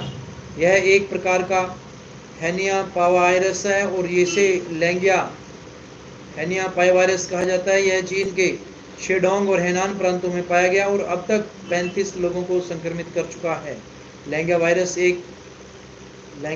एक फाइलोजेनेटिक रूप से अलग हैपनिया वायरस को जैव सुरक्षा स्तर 4 रोगजनकों के रूप में वर्गीकृत किया गया है। यह जानवरों और मनुष्यों में गंभीर बीमारी के जिम्मेदार हैं। लैंगिया वायरस से पहले हैपनिया वायरस श्रेणी के अन्य वायरस भी शामिल हैं। हेंड्रासिडार, निपाई, मेजियांग और घाना वेट वायरस। लैंगिया वायरस की पहचान सबसे पहले पूर्वी चीन में और हाल ही में जानवरों के संपर्क में आने वाले रोगियों के परीक्षण के दौरान की गई थी। नल्ला थम्बी क्लाई सेल्वी बनी CSIR की पहली महिला महानिदेशक।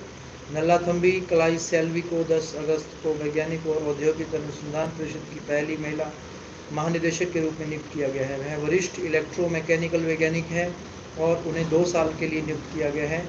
नल्ला थम्बी क्लाई सेल्वी शेखर मंडे की जगह लेंगी, जो अप्रैल 2022 में सेवानिवृत्त हुए। शेखर मंडे के सेवानिवृत्त होने पर जैव प्रौद्योगिकी विभाग के सचिव राजेश गोखले को CSIR का अतिरिक्त प्रभार प्रदान किया गया था। क्लाई सेल्वी लिथियम आयन बैटरी में अपने काम के लिए प्रसिद्ध हैं। यह वर्तमान में तमिलनाडु में CSIR केंद्रीय विद्युत रासायनिक अनुसंधान संस्थान के निदेशक का पद संभाल रही हैं। फरवरी 2019 में वह केंद्रीय विद्युत रासायनिक अनुसंधान संस्थान की अध्यक्षता करने वाली पहली महिला वैज्ञानिक बनी थी। अब तक उन्होंने 125 से अधिक शोध पत्र प्रकाशित किए हैं और उनके पास 6 पेटेंट हैं। ऊर्जा संरक्षण अर्थात संशोधन विधेयक 2022 पारित। 3 अगस्त को ऊर्जा संरक्षण संशोधन विधेयक 2022 लोकसभा में रखा गया था और वह 8 अगस्त को पारित किया गया। यह ऊर्जा संरक्षण अधिनियम 2001 में संशोधन करना चाहता है। यह ऊर्जा दक्षता और संरक्षण को बढ़ावा देता है। यह विधेयक उपकरण, भवनों और उद्योगों द्वारा ऊर्जा खपत को विनियमित करने का प्रयास करता है। यह बिल केंद्र सरकार को कार्बन क्रेडिट ट्रेडिंग योजना निर्दिष्ट करने का भी अधिकार देता है। केंद्र सरकार या अधिकृत एजेंसी योजना के तहत पंजीकृत संस्थानों को कार्बन क्रेडिट प्रमाण पत्र जारी करेगी। यह बिल उन वाहनों और जहाज़ों के लिए भी मानक तय करता है जो ऊर्जा का उपयोग, उत्पादन, संचारण या आपूर्ति करते हैं। यदि वे मानकों का पालन करने में विफल रहते हैं तो उनके लिए 10 लाख रुपए तक के जुर्मानों का प्रावधान है। ऊर्जा संरक्षण अधिनियम 2001 के तहत राज्य विद्युत नियामक आयोजकों को दंड का फैसला करने का अधिकार है। जगदीप धनखड़ बने भारत के 14वें उपराष्ट्रपति। एनडीए के उम्मीदवार श्री जगदीप धनखड़ भारत के अगले उपराष्ट्रपति चुने गए हैं। 11 अगस्त को उन्होंने नए उपराष्ट्रपति के रूप में शपथ ग्रहण की। निवर्तमान उपराष्ट्रपति एम वेंकैया नायडू का कार्यकाल 10 अगस्त को समाप्त हो गया था। उपराष्ट्रपति चुनाव में उन्होंने यूपीए उम्मीदवार मार्गरेट अल्वा को हराया। चुनाव में जगदीप धनखड़ को 528 मत प्राप्त हुए, अल्वा को 182 वोट मिले। इससे पहले भाजपा ने 16 जुलाई 2022 को पश्चिमी बंगाल के राज्यपाल जगदीप धनखड़ को भाजपा और एनडीए के उपराष्ट्रपति पद के उम्मीदवार के रूप में घोषित किया था। जगदीप धनखड़ का जन्म 18 मई 1951 को राजस्थान में हुआ था। उन्होंने अपनी शुरुआती पढ़ाई सैनिक स्कूल चित्तौड़गढ़ से की। बाद में उन्होंने राजस्थान विश्वविद्यालय से स्नातक की पढ़ाई पूरी की। वे 1979 से 91 तक झुंझुनू से जनता दल की ओर से लोकसभा सांसद रहे। इसके अलावा 1993 से 98 तक उन्होंने राजस्थान विधानसभा में विधायक के रूप में किशनगढ़ का प्रतिनिधित्व किया। 2019 से लेकर 30 जुलाई 2019 से लेकर अब तक वे पश्चिमी बंगाल के राज्यपाल के रूप में कार्य कर रहे थे। बिहार की खगोलीय वेधशाला यूनेस्को की सूची में शामिल। बिहार के मुजफ्फरपुर के लंगत सिंह कॉलेज में 106 साल पुरानी खगोलीय वेधशाला को यूनेस्को की विश्व धरोहर वेधशालाओं की सूची में जोड़ दिया गया है। यह वेधशाला भारत के पूर्वी भाग में अपनी तरह की अपनी वेधशाला है। राष्ट्रपति द्रौपदी मुर्मू ने 107 वीरता पुरस्कार प्रदान किए। 15 अगस्त को राष्ट्रपति द्रौपदी मुर्मू ने सशस्त्र बलों और केंद्रीय सशस्त्र पुलिस बलों को 107 वीरता पुरस्कार दिए।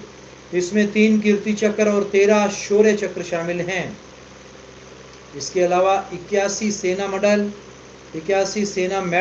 1 नौसेना मेडल और 2 बार सेना मेडल की भी घोषणा की गई।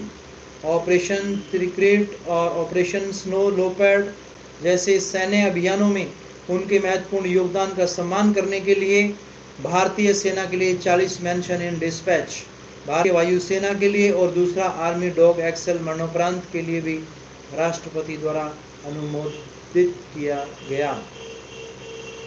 पुलवामा में 2 कट्टर आतंकवादियों को खत्म करने में उनके साहस और समर्पण के लिए सेना की ओर से नायक देवेंद्र प्रताप सिंह को कीर्ति चक्र से सम्मानित किया गया। 2 मरणोपरांत सहित 8 सेना कर्मियों को शौर्य चक्र से सम्मानित किया गया। यह भारतीय नौसेना के एक कर्मी को भी प्रदान किया गया।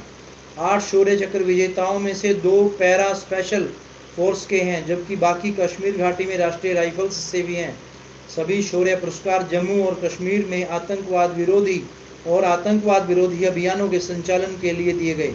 कीर्ति चक्र को मरणोपरांत कांस्टेबल सुदीप सरकार और बीएसएफ के सब इंस्पेक्टर पायो तिन सेट गीते को युद्ध के मैदान से दूर उनकी बहादुरी के लिए सम्मानित किया गया।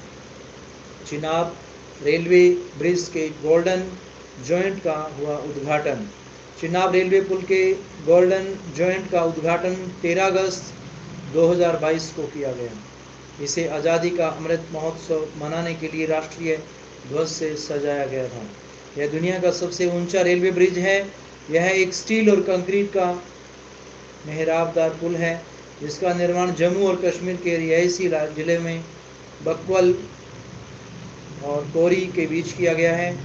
इसे चिनाब नदी पर 359 मीटर की ऊंचाई पर बनाया गया है। यह दुनिया का सबसे ऊंचा रेल ब्रिज है। मुख्य मेहराब के निर्माण को हरी झंडी देते हुए इसका आधार समर्थन नंबर 2017 में पूरा किया गया था। आर्क का निर्माण अप्रैल 2021 में पूरा हुआ था। रेल यातायात दिसंबर 2022 में शुरू होने की संभावना है। यह पुल महत्वपूर्ण है क्योंकि भारतीय रेलवे ने पहली बार एक संक्रमण वक्र और एक अनुदैर्ध्य ढाल पर पुल का निर्माण किया है। आमतौर पर पुल एक समान त्रिज्या वाले सीधे या घुमावदार प्लेटफॉर्म पर बनाए जाते हैं। WHO ने मंकी पॉक्स वेरिएंट को दिया नाम। हाल ही में विश्व स्वास्थ्य संगठन WHO ने मंकी पॉक्स वायरस के वेरिएंट को नाम दिया है। यह किसी भी सांस्कृतिक या सामाजिक अपराध से बचने के लिए किया गया था। मंकी पॉक्स वेरिएंट का नाम बदलकर क्लैड्स 1, 2A और 2B कर दिया गया है। पॉक्स वायरोलॉजी के विशेषज्ञों और दुनिया भर के अनुसंधान संस्थानों के प्रतिनिधियों द्वारा ज्ञात और नए मंकी पॉक्स वायरस वेरिएंट या क्लैड के जैनी और नामकरण की समीक्षा की गई। पूर्व कांगो बेसिन क्लैड का नाम बदलकर क्लैड वैन कर दिया गया है, जबकि पूर्व पश्चिमी अफ्रीकी क्लैड का नाम बदलकर क्लैड 2 कर दिया गया है। क्लैड 2 में 2 वर्ग भी शामिल हैं। मॉन्कीपॉक्स एक निरंतर प्रकोप है। यूनाइटेड किंगडम में मई 2022 में इस वायरल बीमारी का पहला मामला सामने आया था। पहला मामला व्यक्तिगत रूप से नाइजीरिया की यात्रा लिंक के साथ रिपोर्ट किया गया था। तो भाई और बहनों, आप बहुत ही महत्वपूर्ण जानकारी प्राप्त कर रहे हैं हमारे देश व दुनिया के बारे में, समाज के बारे में, खेल और पढ़ाई, कुछ बाल बच्चों के बारे में। अंतिमतः यह इम्तिहानों का वक्त था। राहुल का पढ़ाई में बिल्कुल मन नहीं लग रहा था। मम्मी कई दफ़ा डांट लगा चुकी थी। वह कमरे से बाहर निकला, बालकनी में खड़ा खेल के मैदान को देर तक ताकता रहा। राहुल को फुटबॉल खेलने का शौक था। अभी भी वह इसी बारे में ही सोचता रहा था। अचानक मम्मी रसोई से निकली। उन्हें देख वह तुरंत अपने कमरे में लौट गया। उसे पता था मम्मी फिर से पढ़ने के लिए कहेंगी। कमरे में आकर फुटबॉल को पैर से ठोकर मारते ही वह चौंका। सामने मम्मी खड़ी थी। उसे लगा कि अब वह गुस्से में कुछ कहेगी, मगर मम्मी ने उसके नज़दीक आकर सिर पर हाथ रख दिया। वह मुस्कुरा रही थी। अलमारी खोलते हुए बोली, जल्दी से कपड़े बदलो। उसकी जीन्स और टी शर्ट उनके हाथ में थी। कहाँ जाना है? चौंक कर उसने पूछा। उसे पता था कि इम्तिहान के समय उसे कहीं नहीं जाने दिया जाता। मम्मी खुद भी इन दिनों कहीं नहीं जाती थी। सारा दिन उसके लिए खाने की चीज़ें बनाती, दूध देती या फिर फल वगैरह काट कर देती रहती। फिर जब वह खुद कह रही है कहीं जाने के लिए, तो आश्चर्य तो होना ही था। वैसे ही हंसते हुए वह बोली, दरअसल तुझे किसी से मिलवाना है। राहुल की समझ में कुछ नहीं आया, पर उसने फटाफट कपड़े बदल लिए। किसी ने दरवाजे की घंटी बजाई। राहुल ड्राइंग रूम में पहुंचा तो एक युवक बैठा हुआ था। मम्मी ने परिचय करवाया, यह मुन्ना चाचा है, तुम्हारे पापा के मौसेरे भाई। फिर वह कहकर चली गई, तुम चाचा से बातें करो, तब तक मैं चाय बनाती हूँ। उसे अजीब लगा कि उम्र में इतने बड़े शख्स से वह क्या बातें करेगा। कुछ ही मिनट बाद मुन्ना चाचा ने कहा। मुन्ना चाचा ने पूछा, तुम्हारे इम्तिहान चल रहे हैं? छोटा सा जवाब देकर राहुल चुप हो गया। तभी मुन्ना चाचा उठकर उसके नज़दीक आ गए। लाड में भरकर बोले, तुम्हारी मम्मी ने बताया कि तुम्हें फुटबॉल बहुत पसंद है, मैं भी फुटबॉल का चैंपियन रहा हूँ। इतना सुनते ही राहुल उनका चेहरा ताकने लगा। मुन्ना चाचा बताते गए कि कैसे वह स्कूल से भागकर फुटबॉल खेलते थे, कैसे पढ़ाई में उनका मन उछटता गया। अंत में उन्होंने दुखी मन से कहा, राहुल आज भी मैं बेरोजगार हूँ। मेरा प्रदेश की टीम में चयन होने के बाद भी नाम वापस हो गया, क्योंकि मैं केवल 8वीं फेल था। दुखी स्वर से वह बोले, टीम में चयन होने के लिए 10वीं तो जरूरी है, मगर अब भी मैं नहीं समझा। केवल खेल का मैदान और गोल मेरी पसंद बने रहे, नतीजा तुम देख रहे हो। तभी मम्मी चाय लेकर आ गई। शाम को देर तक राहुल पढ़ता रहा तो मम्मी कमरे में आ गई, बोली आधा घंटा खेला, मन खुश हो जाएगा। राहुल ने फिर उठाकर मम्मी को देखा और बोला, मम्मी मैं समझ गया कि खेलने के साथ पढ़ना भी ज़रूरी है। अब मैं पढ़ने के लिए कभी आपको डांटने का मौका नहीं दूंगा। यूँ गया और वो गोल सीढ़ियों से यूँ गया और 2 गोल करके आया। सीढ़ियों से कूदते हुए राहुल गया तो मम्मी मुस्कुरा उठी। तो भाई बहनों, ऐसी सूचनाएं, जानकारियां जो हमारे को स्वस्थ पैगाम देती हैं और अच्छाई से सच्चाई से हमारा रिश्ता जोड़ती हैं, हमें समय समय पे उन पे ध्यान देना चाहिए, ताकि हम एक समाज के स्वस्थ, सुंदर व अच्छे समाज का निर्माण कर सकें। ऐसी सामाजिकता हमारे अंदर सांस्कृतिक बनाती है हमें, और हमें हमारे देश और समाज का नाम रोशन करने के लिए, आगे लेके जाने के लिए हमारे को खुशियों से भर देती है। Friends, you are listening John Milton, who has written on his blindness, who was born in 1608 and died in 1674.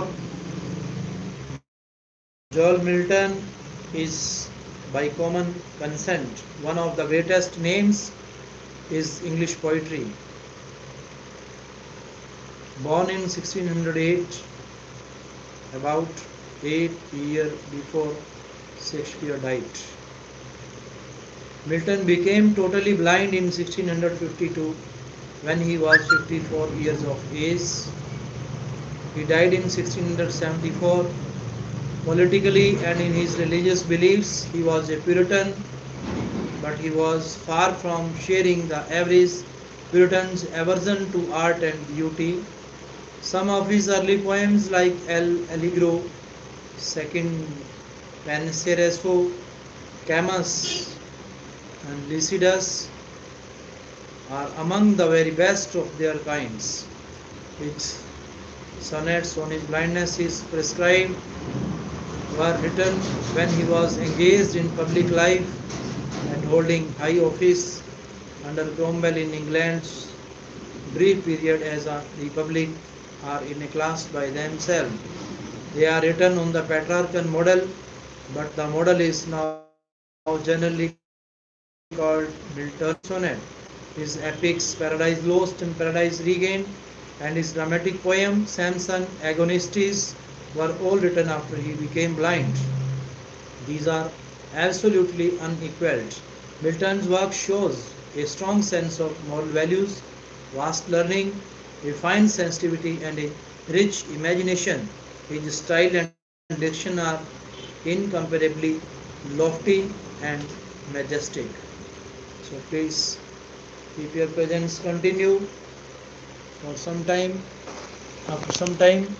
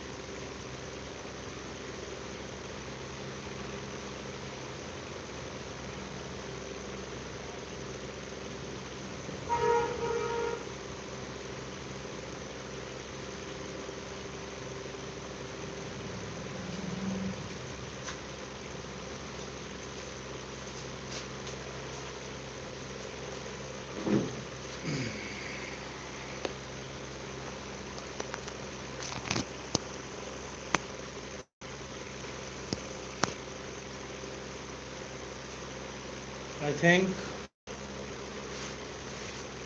for your wait, stand and wait introduction to the poem on his blindness by John Milton is one of the finest sonnet by the great poet of England. It is autobiographical in character and it presents to us the pathetic condition of a poet who had lost his eyesight when he had hardly crossed half the span of his life. This sonnet is sublime in tone and expresses the poet's strong faith in the mercy of God. The poet believes that those persons who merely stand and wait and pray to God in silence are as good waterists of God as these angels who pass over land and sea in carrying out the orders of the Almighty God. Actually, this poem is about the poet himself. Milton has become blind. He is about 44 years old. The world appears dark and gloomy to him. He finds that he cannot make use of the talent of writing poetry given to him by God. He cannot write poetry since he is blind. He fears that God will rebuke him for wasting the talent given to him, but he is helpless. He asks a question: doth God exact day labor, light denied? He feels it is wrong to expect him to write poetry now. Soon, Milton realizes that this is a foolish question. God does not expect his gift back. He does not want us to do something for him. He has thousands of angels to serve him day and night. He only wants us to have unquestioning faith in his wisdom. God is like a king. He has thousands of angels to serve him. Those people who only stand and wait also serve God. What is required is faith in God's wisdom and action on his blindness. When I consider how my life is spent, array half my days in this dark world and white, and that one talent which is death to hide, lost with me useless, though my soul more bent to serve therewith my Maker and present my true account, lest he, the returning child, doth God exact day labor, light denied. I fondly ask, but patience to prevent that murmur. Soon replies God doth not need either man's work or his own gift, who best bear his mild yoke. They serve him best. His state is kingly, thousands at his bidding speed, and post over land and ocean without rest. They also serve, you only stand and wait. On his blindness is a beautiful poem expressed by John Milton. The poet had lost his eyesight when he had hardly covered half the span of his life. The whole world appeared dark and gloomy to the poet. He thought that the gift of poetry, which had been conferred upon him by God, was almost living useless with him, for in his state of blindness he could not render any service to God by his poetic power.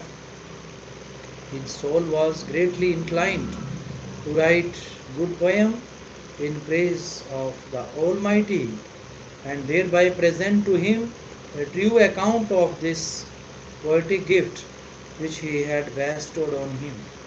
He wanted to write good poetry so that God may not snub his blindness.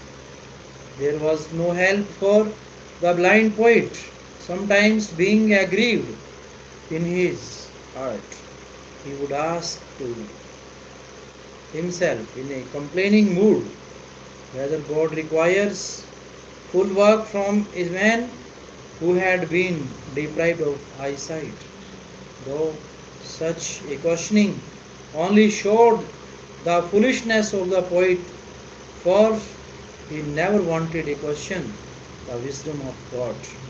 Yet, in a state of deep desperation and grief, he would put such question to his soul and get relief from the expression of his feeling. Further, he explains in the form of sestate, patience consoles the blind poet by saying that God does not require man to labor, nor the return of his gift.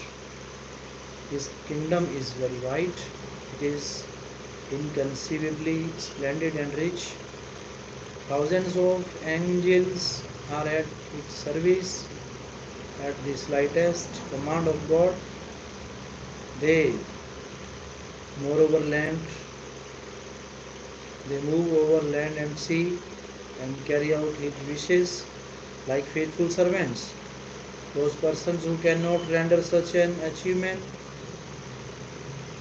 active service as the angels, but who only pray to God in silence and wait for his mercy, are equally his true and devoted servants.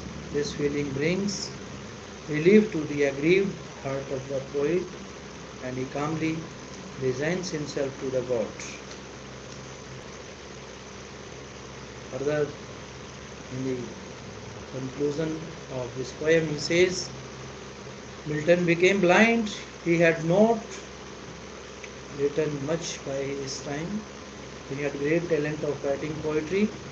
He was said to think how he would explain before God the true account of the talent he gave him.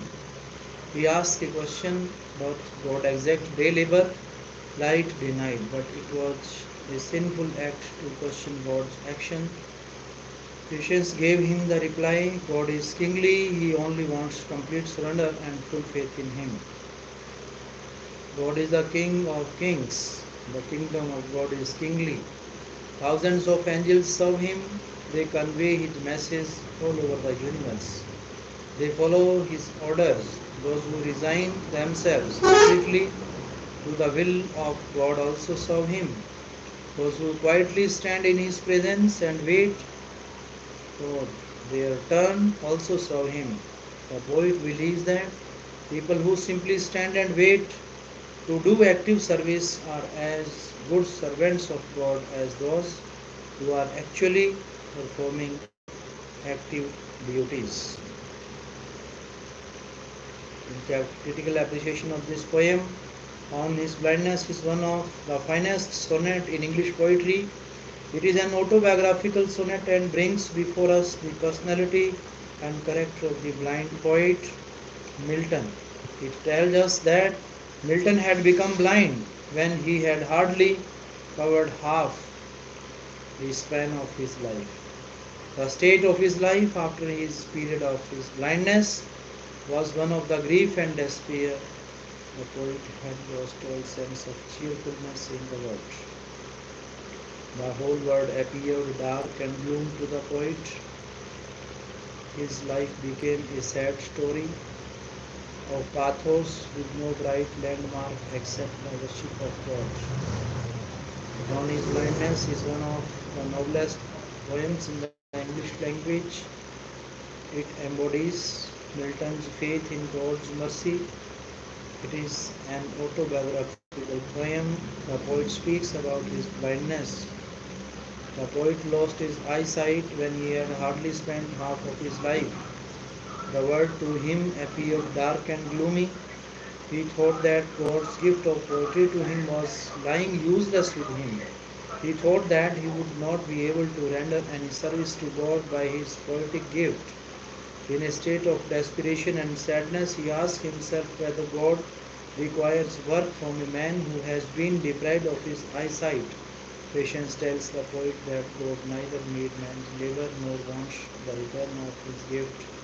Those persons who bear their sufferings without complaint are God's true servants. We should have unshakable faith in God's judgment.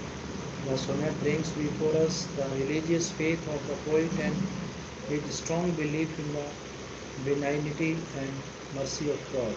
It embodies the reasoned faith of the poet in the greatness of mercy God. He believes that those devotees who merely stand and wait do the Almighty as good a service as the angels who passed over land and sea in executing the commands of the Almighty God.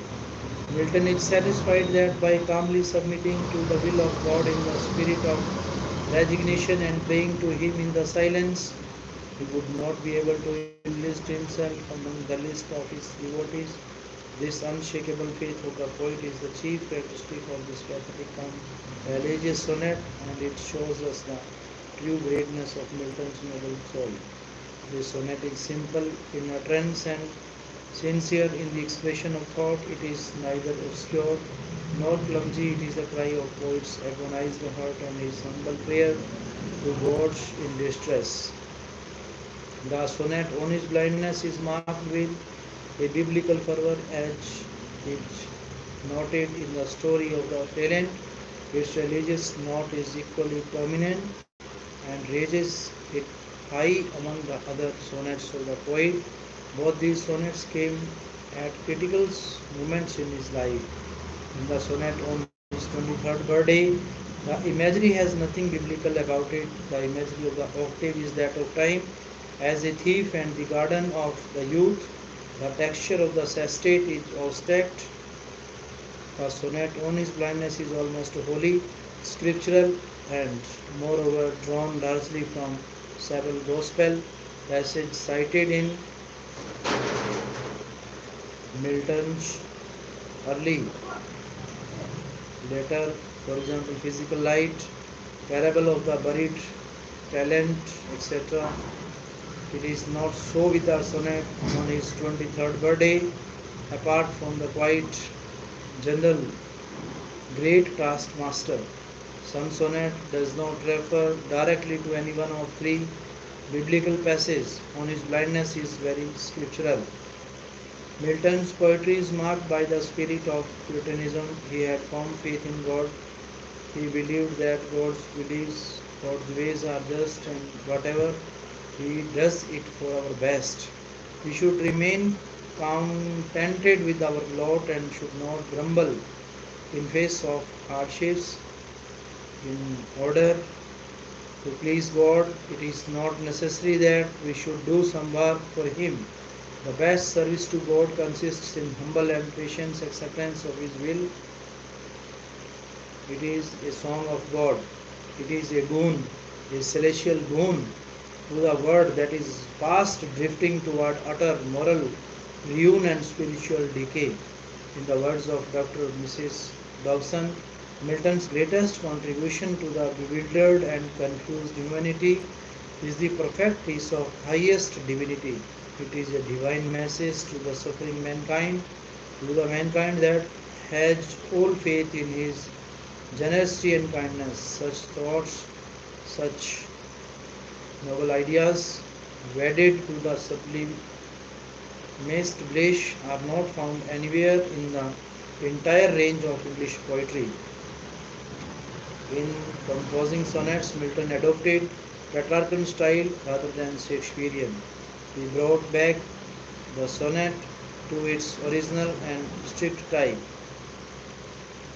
The sonnet is autobiographical in character and tells us something distinct about the character and personality of the poet. It brings us the studious nature of the poet and his keen sense of responsibility as his poetic gifts are concerned.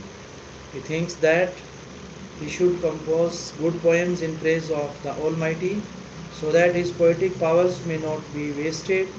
He wishes to present a true account of his poetic gifts to God so that good God might not chide him when he reaches the kingdom of God. After his death, he wishes to make the best use of that talent which God has given to him. Milton feels extremely sorry when he realizes that he cannot serve God by his poetry because, in the state of blindness, he cannot compose good poems in praise of God. This shows that Milton is very sincere and serious about his vocation. He attaches very great importance to his vocation as a poet. If he cannot praise the Almighty in his poetry, but the most prominent quality of Milton's character, which is reflected in his poem, is his faith in God and his re-signature to the will of the Almighty. Milton shows his religious attitude in this sonnet. Though in the earlier part of the poem he is critical and in a complaining mood criticizes God's justice, yet later on he feels for his questioning attitude. In the next question, Milton says the sonnet is a poetry of 14 lines. There are two main types of sonnets. Each type has a fixed rhyme scheme. Shakespearean sonnets are known as English sonnets also. Milton sonnets are written on the classical model. This model is called the Petrarchy on sonnet or Italian sonnet or the classical sonnet. We call them Miltonic sonnets also. The two types of sonnets are different in structure. In Shakespeare's sonnets, the 14 lines are divided into three stanzas of 4 lines, each line with a couplet at the end. In Milton's sonnet, these 14 lines are divided into two parts, the octave and the sestet. In Shakespeare's sonnets, the three quatrains present the situation or develop thought while the couplet brings it to a close. For example, in the sonnet Let Me Not to the Marriage of True Minds, the poet describes the nature of true love in the first 12 lines, and in the couplet at the end concludes, If this be error and upon me proved, I never writ nor no man ever loved. In Milton's sonnets, the thought or mood or problem of the poet is presented in the octave. The sestet part develops and brings to conclusion the situation of the problem presented in the octave. For example, in the sonnet on his blindness, Milton poses the problem: he has lost his eyesight, he cannot use his poetic talent given by God, he fears God will chide him when he goes before him. In the sestet, Milton finds the solution. So, the next poem that has been written by John Milton, that is on his 23rd birthday. As earlier we have read about the John Milton's personal autobiography. John Milton, who was born in London in a family that was fairly well off, he grew up in an atmosphere where religious piety coexisted with love of music. As a child, he showed great promise. His early verses, his success at school, and his gift of music seemed to suggest a great future. He could not but believe that he was destined to perform some task which should bring glory to God, that his destiny could be thought of the poet prophet. He had little doubt.